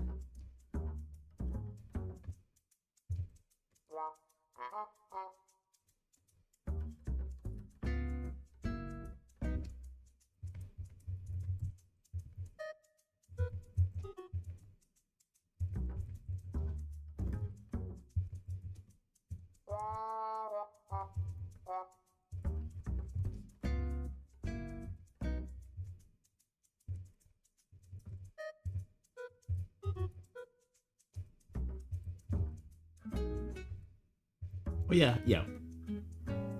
For example, this one. I could have the numbers, but the numbers have, dots and stuff. But yeah, this one has bad attack, normal defense, and high magic. But also, yeah, I mean, you can see that this form, magic, I mean, she has plasma and spark. Plasma can burn the enemy, so the enemy has a chance every turn to lose HP. Spark, used in rainy zones, can inflict extra damage, but Spark can also paralyze the enemy. So when they're paralyzed, it's different than being burned because, as you can tell, when they're burned, they have a chance to have damage every turn. They can still attack and whatever. When they're zapped, it's like in Pogies. It's either they snap out of it, or they whiff their turn. Same thing for stunned. And the thing is that those effects do not stack. If you draw a chance bomb, I mean, if you throw a chance bomb and the enemy is paralyzed or something, and the enemy now is gonna be burned with your bomb, it's gonna undo the zap, and now it's just gonna be burned because you can imagine how overpowered it'll be otherwise. So yeah, that's the thing with this form. This form here relies more on magic. She has a higher magic stat. She can paralyze, she can burn, but also, you have Phoebe, who can assist. You are Phoebe. You, the viewer. The other form is a glass cannon. She has very, very bad defense, but she hits like a truck. And tank has the highest defense. She has normal attack and normal magic. But she's such a wall and would pretty much crush everything because, well, if you have the highest defense, you just win every game. She has a thing where when she attacks, she has a chance of not attacking. She will instead taunt. That's an in-character thing to kind of nerf her because otherwise Tank was just too overpowered for everything. So having her kind of have this moment of weakness where the enemy can just take over and win eventually makes her more balanced. But also, she's still overpowered, so Phoebe cannot assist aside from bombs. Phoebe cannot help with the magic. But despite all that, the tank form still has access to plasma. She can spit plasma, and plasma can burn, so she can still have damage. Also, she has a roar attack, and the roar does double damage in the mountains because of the echo. And if she uses the roar in a snow world, it causes an avalanche, which hurts everyone. So she's overpowered. But as you can see, magic has also spark. If she uses spark in a zone like this where it's raining, yeah, it does double damage because of the wet atmosphere makes the spark conducting the air or whatever. I don't know. It's just, I thought that would make sense. It's like thunder has a 100% chance to hit in pogies if it's raining and all that. It just made sense. Maybe I should have left her in that form. No, because she's you know, she plays with her food too much, and it's not a good look, right? Instead of killing the enemy, she just stares there and she just like roars in place and doesn't do anything, and she gets beat up by Sepika. And then she loses, and it's bad. And then the child dies. I mean, disappears. Yeah. So in a way, every form are been balanced to be viable. Because yeah, I remember testing the other two. I tested this one first, and I thought, oh yeah, okay, I need to nerf that. Then I tested the other one, and I nerfed the defense a lot. I went to test tank. That was a monster. So I made what was necessary. I'm sorry, Facsimile.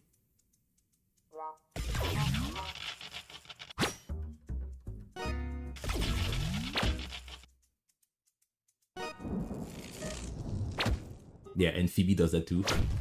Though Phoebe's spark does slightly less damage than Facsimile's or the enemies, but still it's extra damage.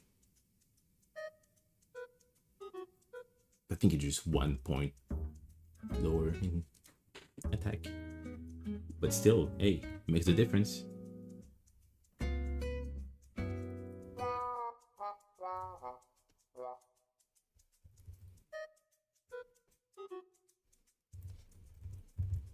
All right. So I take those eyes into this.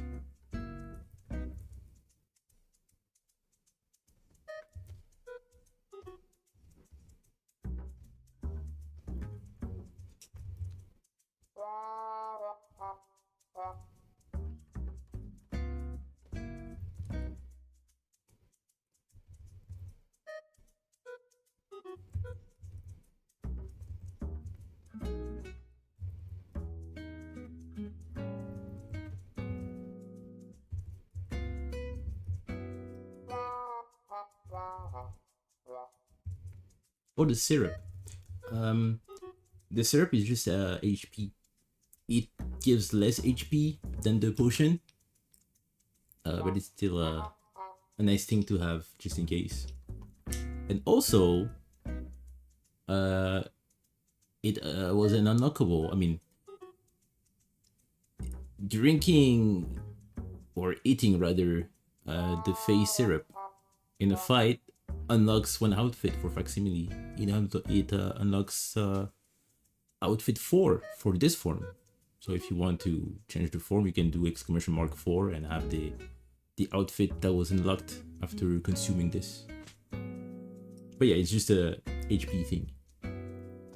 Trying to do my best. The 3 items: the leaf, the seeds, the mushroom, the fruit.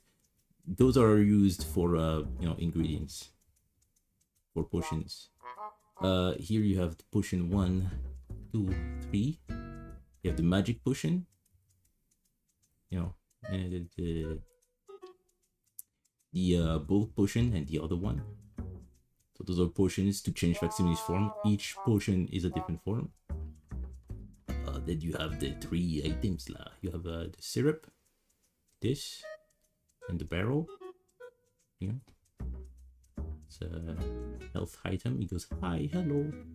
And oh, don't move that. And then here you have the bombs.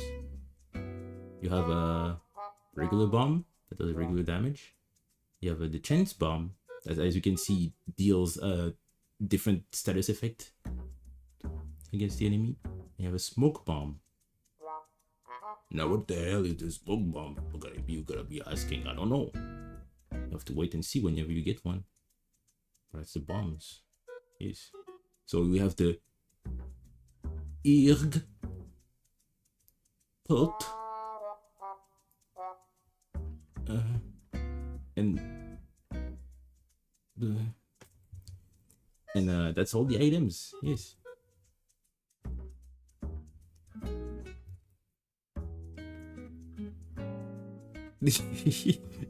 Yeah, I went cuckoo crazy with this overlay.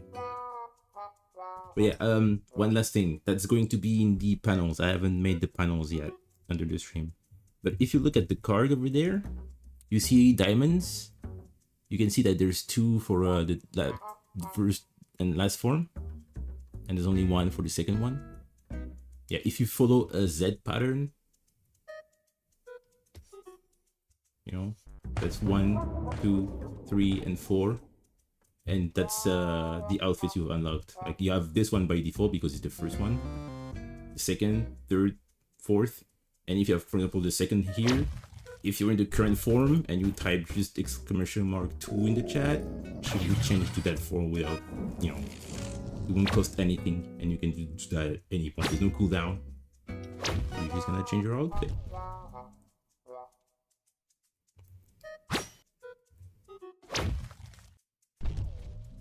So in short, infinity healing. Yep, that's the thing. That's why some battles feel unfair, and you have enemies that are just crazy, like Zaimbo, for example. When he shows up, Facsimile always dies because Zaimbo shows up. It's like a cloud guy, right? It's like a cloud entity, and Zaimbo always shows up in rainy areas or in rainy and mountains. Two of his attacks are Spark and Roar. So every time it does Roar, it echoes, so it deals double damage. And same thing with Spark. So Zaimbo is a powerhouse. There are other characters who are just powerhouses like that. There's no level up system. It's a thing of earlier on, if you see that creature, you're going to maybe die. But later in the game, you know, as the years go that I'm streaming, you have more healing items, so you'll be able to withstand those enemies' attacks. And they're gonna be a breeze until you use all your items, and then it's back to square one. You know, it's always a thing of item management. Using them when you can, but also keep them just in case you don't have more.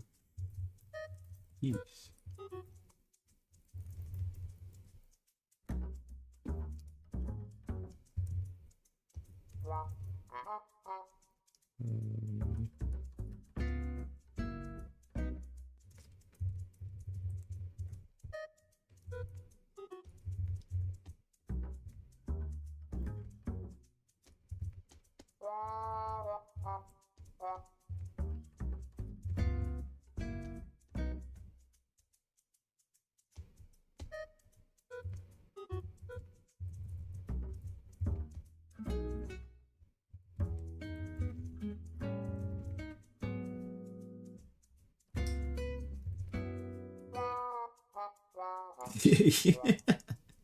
Yeah, it's gonna take longer if I do make only 2-hour long streams, but usually my streams take sometimes when I'm not facing any issues. Which, have you noticed how smooth my stream has been? Ha ha ha ha. Yeah, thanks to Nook playing the music for us in the back. I don't have FL Studio taking so much of the CPU that it's really stuttering and bad. Look at that, I can just look at how smooth that looks. I mean, as smooth as it gets for you and having the stream at 30 FPS, but still. Even yesterday, it was a nightmare to animate because the delay on everything, Control Z taking so much time to just undo something. Here I can just, I mean, it still take some time, but it was not like yesterday. That's manageable, I feel. And just be able to move that, it doesn't stutter, and OBS doesn't drop to 25 FPS because everything in the back working is just like, it's great. I like that. That's how I like my streams. Constant 30 FPS.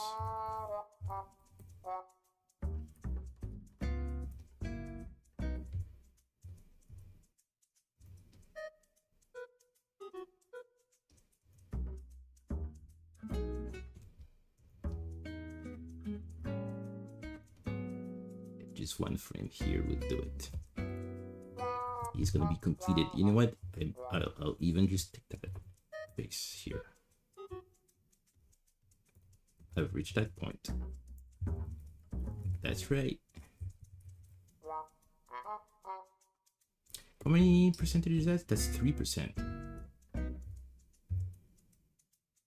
I guess 1, 2, and 3. So I guess I can count that as already 1%.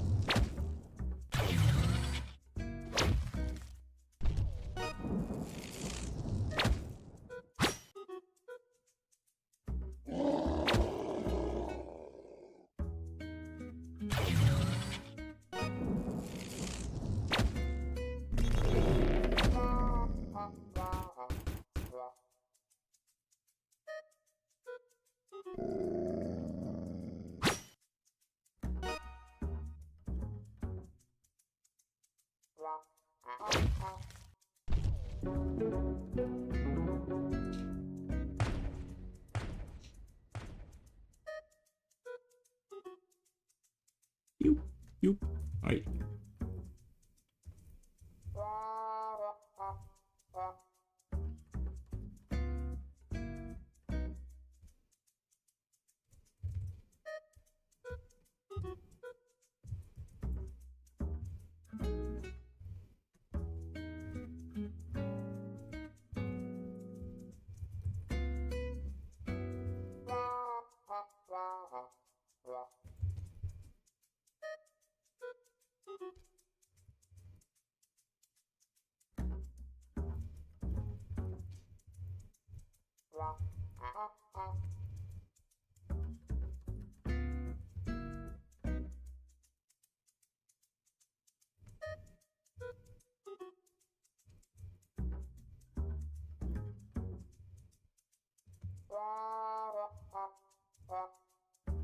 That reminds me, I still have, I mean, at this point, it's pretty much, I think I'm never gonna finish that game ever, but I still have Breath of the Wild in my Switch, technically.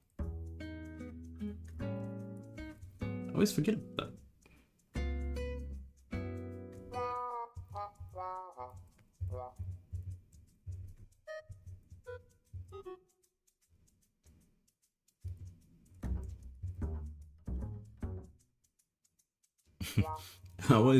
I always see Mrs. Peach's Showtime as the beginning of a new era in video games for Nintendo, where it's like, wait, hang on a minute, what if we actually put something out now that we have a movie that can I put the spotlight on the character and see if there's actual interest, and the game comes out and everybody loves it. After the first Mario movie, there was this Peach game. They even like redid the cover for it, I guess to attract more people from the movie. And people seem to like that game. It's a really cute game, really charming. There's the second Mario movie, Yoshi and the Mysterious Book. I mean, I guess the game was in development since before that, but you know. But there's even the new Star Fox game. The presentation even started with, "Oh, you may have seen that from the movie, this character, but who is he? Fox McCloud from the Star Fox series, blah, blah, blah, blah, blah, blah, blah." Right? The game came out, masterpiece. I wonder what's gonna happen next. You know? Oh, we make a Zelda movie now. Oh, but how can we make it, more interesting for the people? I know. Remake the game they won't shut up about. You were genius, man. Right? Okay, enough of time. And then it's the thing of, oh, if the sales are great, maybe we'll make Majora's Mask. Like, oh, wait. And maybe if the Star Fox game does good, maybe we'll make a new Star Fox game. You know, that's not just the Light of Wars again. Right? That would be fun.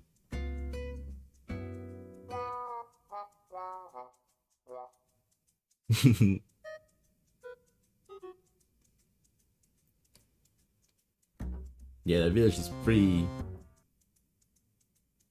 It's taking its time.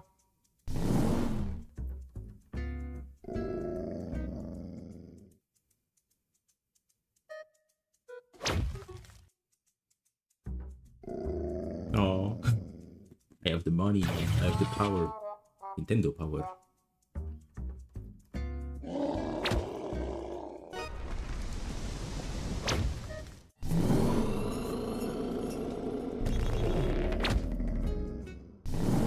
It's over.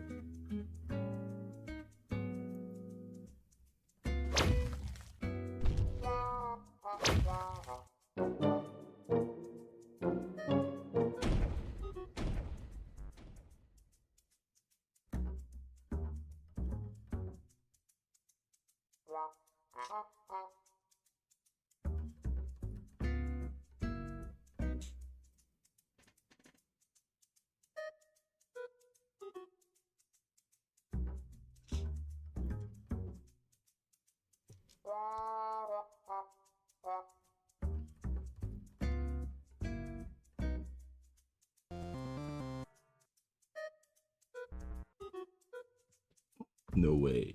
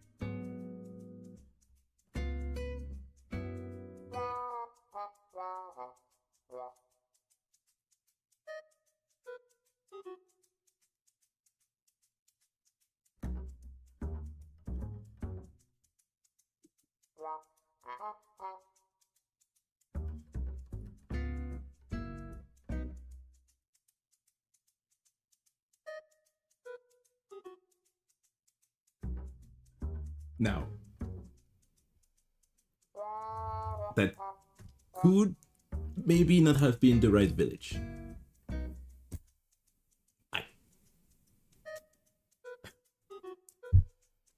You know, there is a chance that maybe that was not this one. And the child was doomed.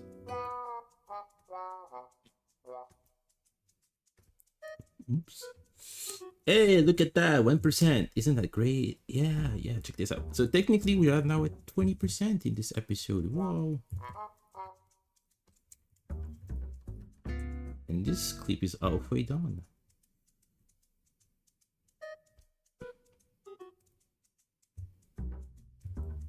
Hang on. Oh no. What have I done? I'm not counting for the right one. Oh. Shit, that's not the right one. No. So it's 18% out of 20 for this one. But 20%?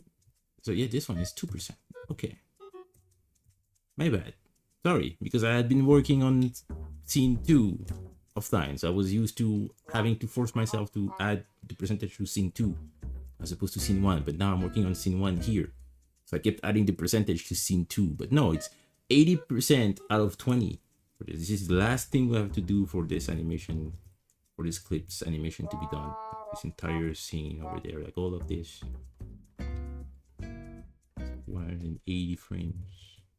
1,800 frames. Alright. Cutesy one.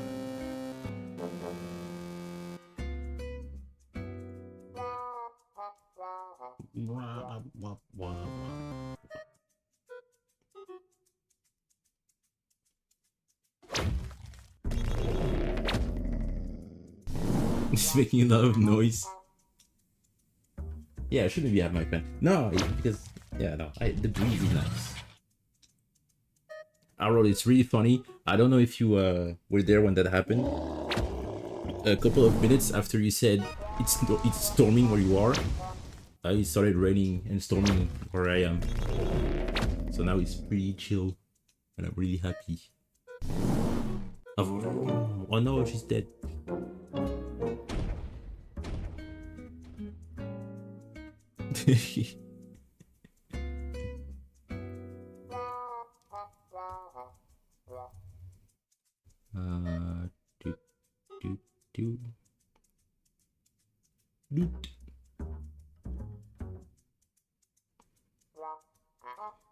Which one can I do now?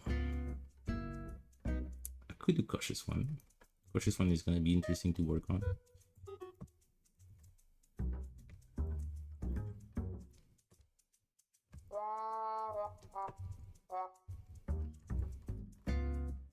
I think I can even have a little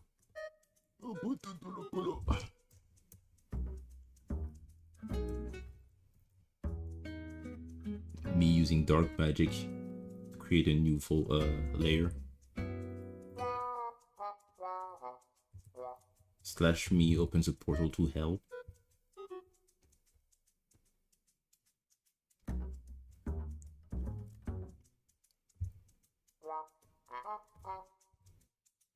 I'm gonna grab some more water. Oh,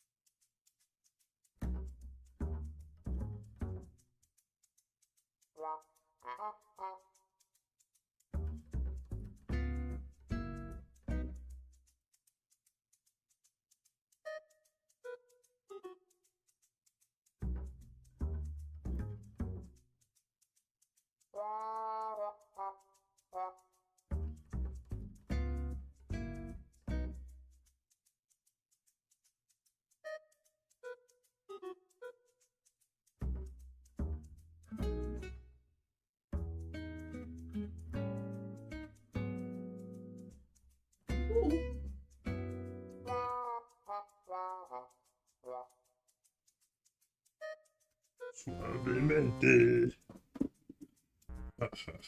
Who's that? Oh, another village. Crazy how we hit a lot of villages now that the child is dead, isn't it?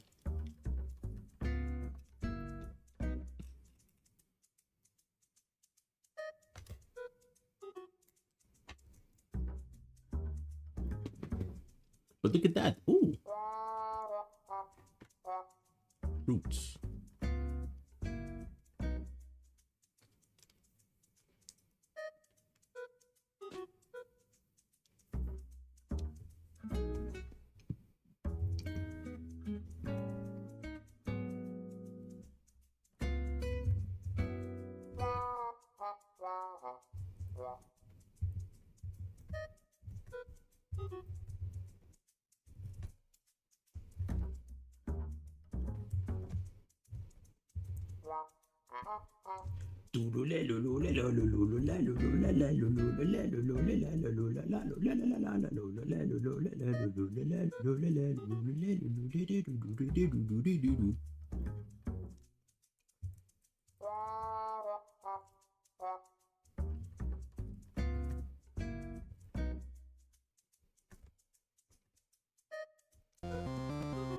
This fucker, that's this guy. He killed the child.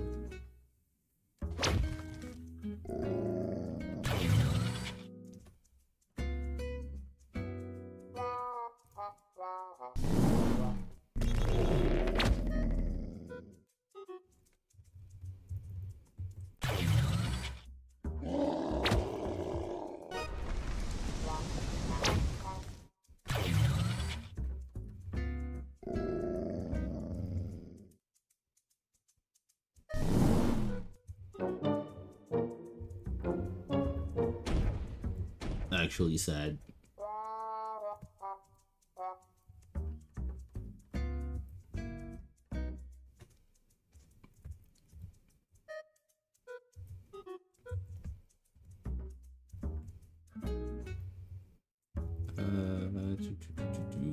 Oh, wait a minute.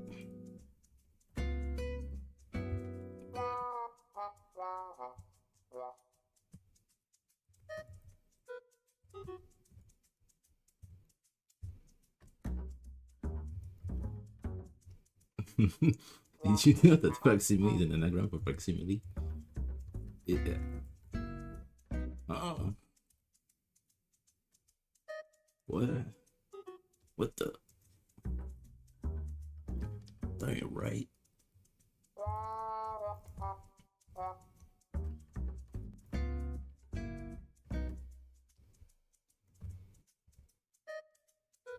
But if you rearrange the letters you center, you get Satan. Da da da.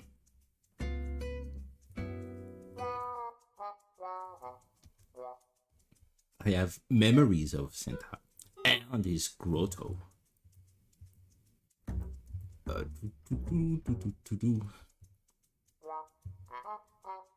at that. Another child. We have another chance. We won't kill him. He'll live. He'll live, my boy. My son. Check this out. Lizard. Surely nothing bad would happen that we're in a deeper, darker version of the same zone we were in just a couple of seconds ago. Everything will be fine and dandy, no?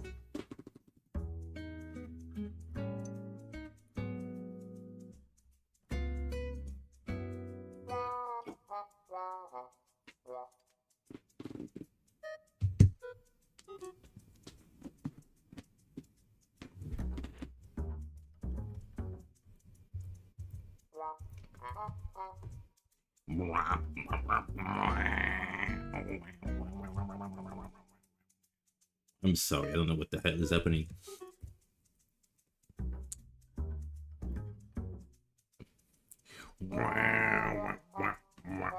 This time I'm not sorry though. You had it coming.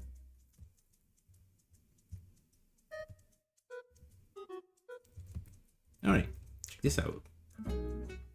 We have an idea of emotion over there, but it goes too fast.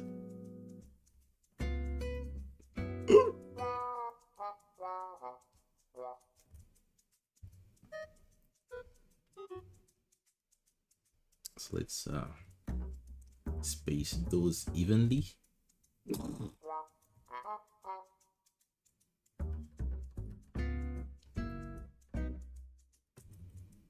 Kind of. And I think he's too close now. So we'll take all of this and have here.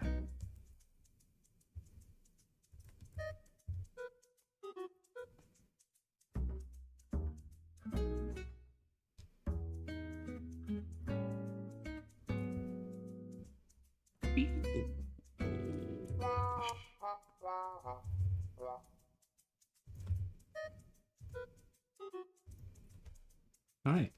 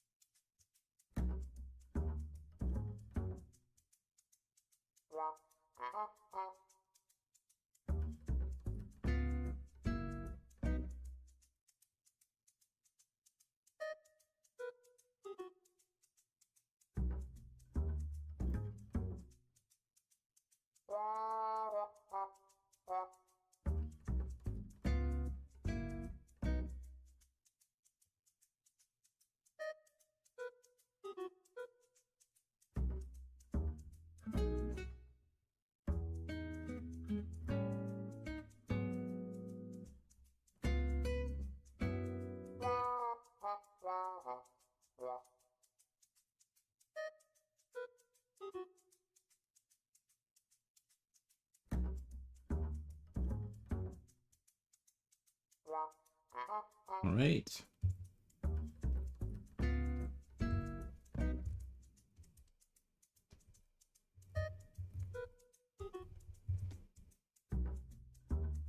It's coming along nicely. Watch this. Bam, bam, bam. They never teach you this one at school.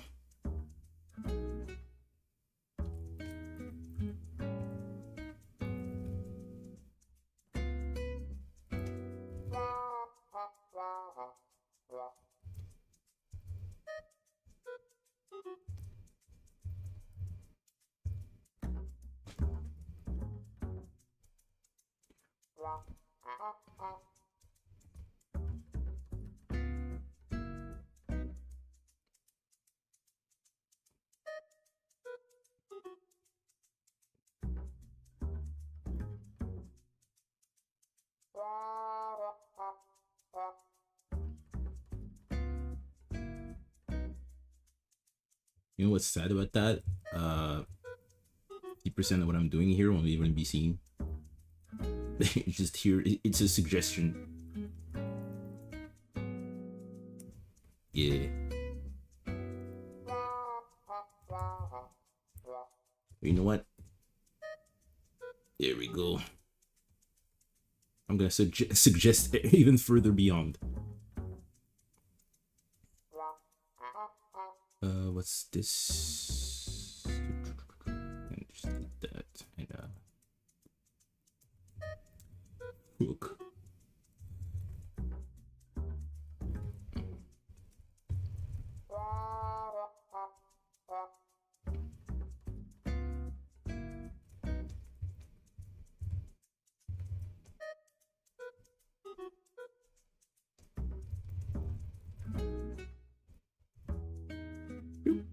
All right. Oh, this arm is wrong.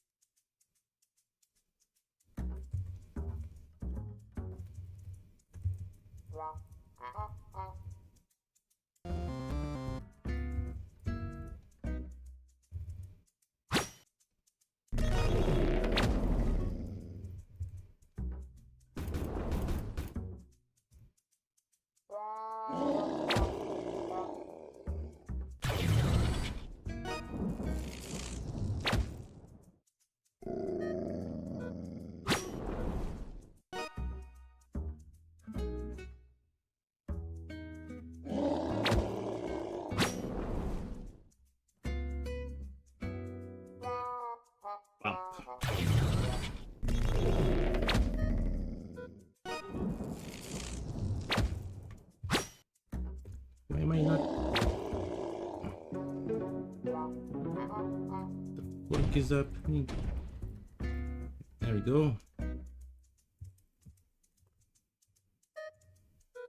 Was sending me to the end of the universe here. The purple zone. Luigi.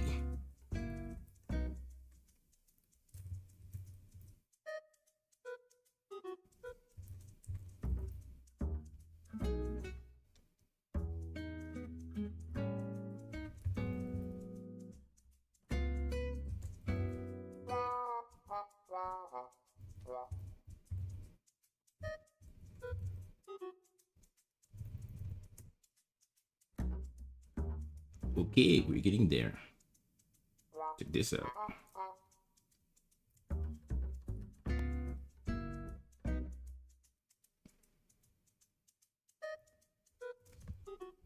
So now it's just a matter of adding more frames here, and it's gonna look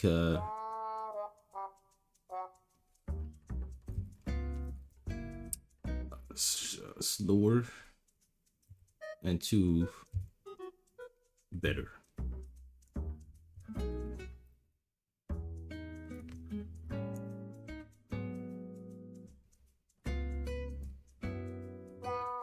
Yeah, here too.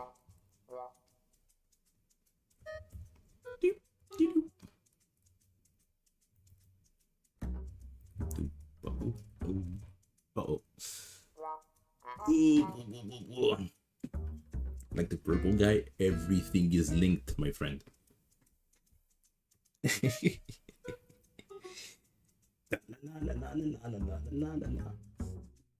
Ugh.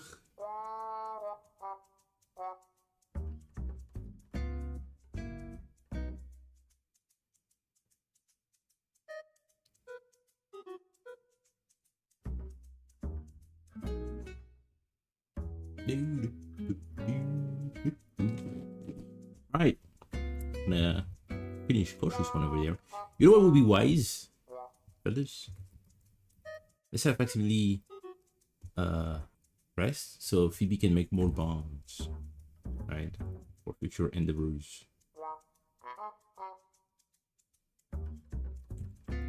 Have them rest in the cold rain.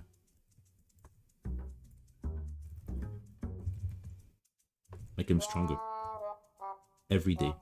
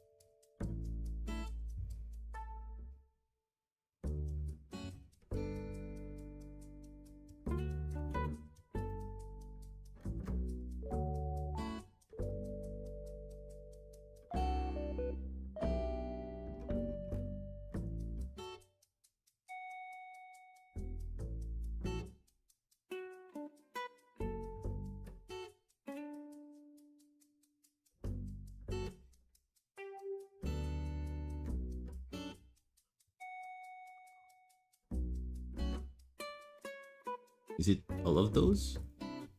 Nope. This one.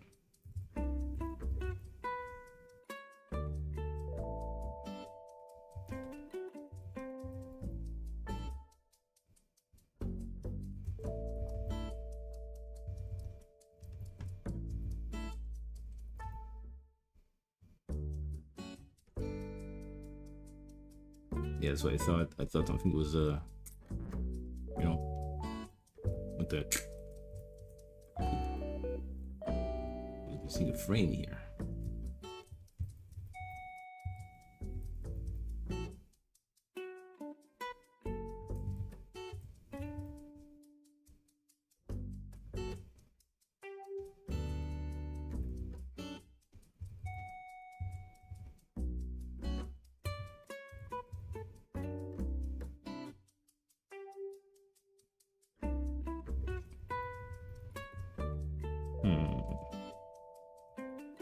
I like it.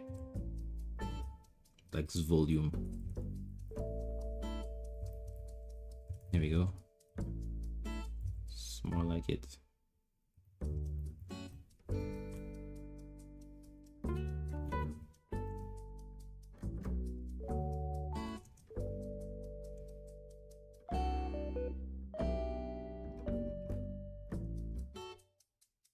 Scandalous. Well, there's still outfit 1.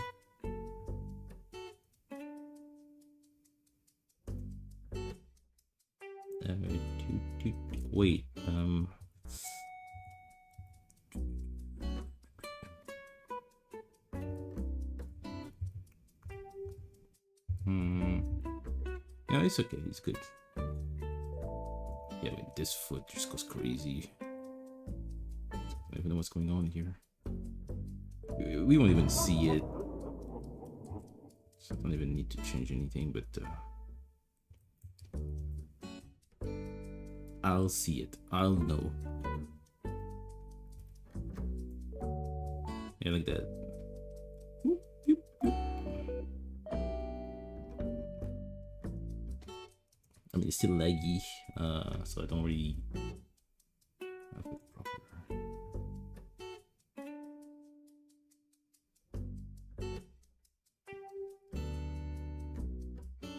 All right, I think that's good enough.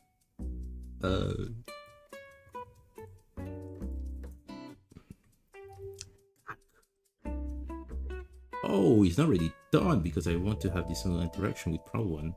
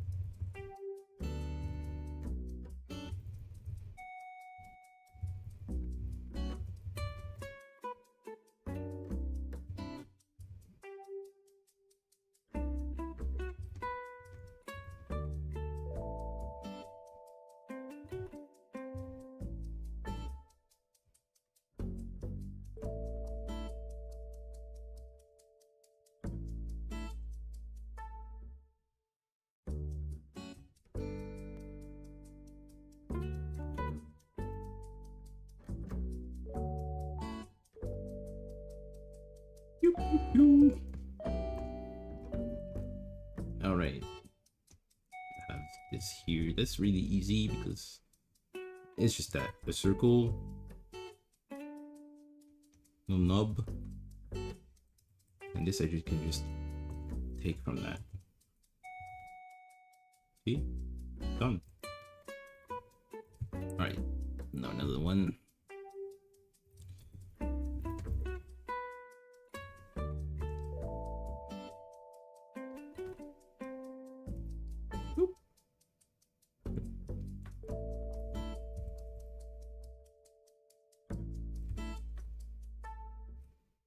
Yeah, you can stay 2 frame, and this can be 3.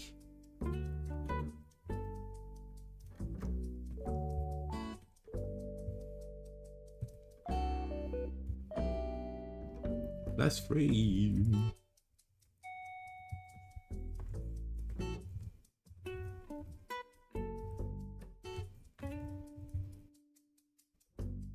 Oops.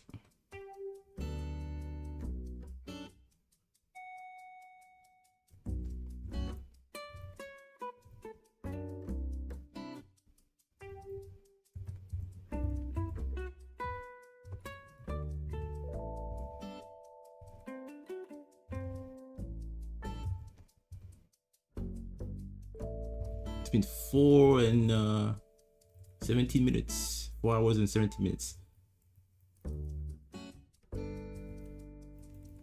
I started apparently at midnight and 10. You know, 12, 10 or something.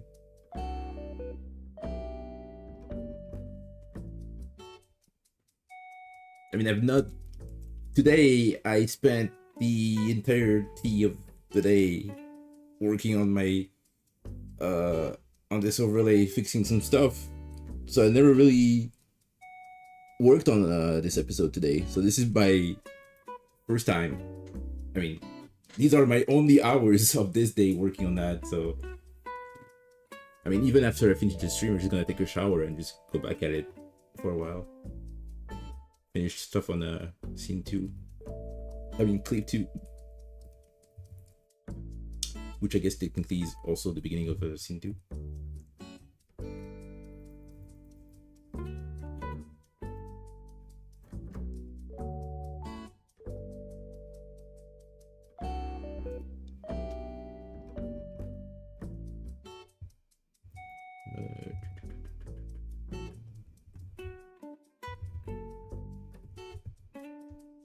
I won't be caught sleeping. There we go. Yeah. Right. Peace.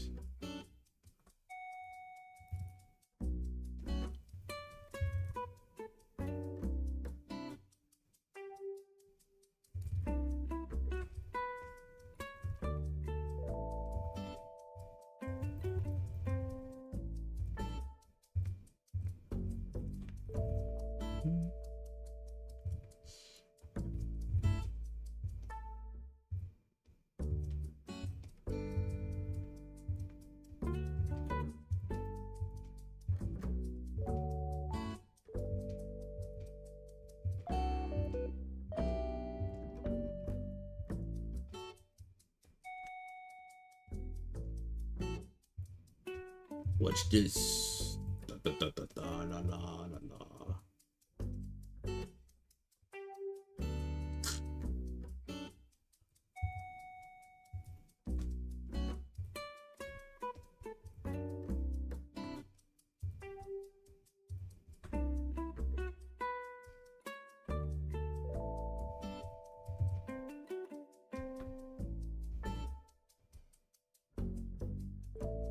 He's done. Yes. Steam the hams. Yes. All right. Who?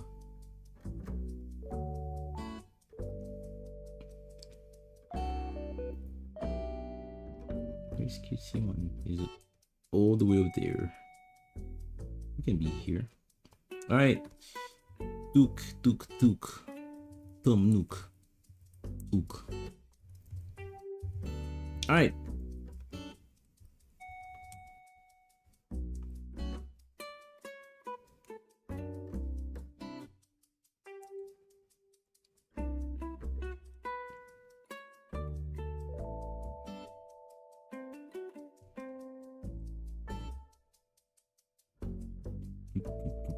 Yeah, it's good. It's 2%. It's 2 only. Yeah. Okay. 2. Like 8. Yeah. Right. QC1 is gonna be when the rest of the other half, and then these two are gonna be one person themselves. Just a cautious one. They're gonna be walking and stuff. And then that's it for that. I'll keep working on them. Extremes on a Saturday and Sunday. Yes.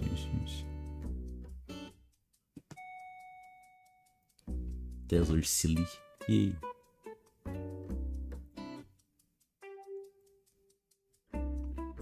Don't exactly know what the furry way of liking stuff is, but alright. I'm gonna go raid Fred. There we go. But thank you everybody for being there tonight. I'll be back on Saturday and Sunday for more animations. Yes. Have a good one. I'll see you on the flip side, like the people say. Bye.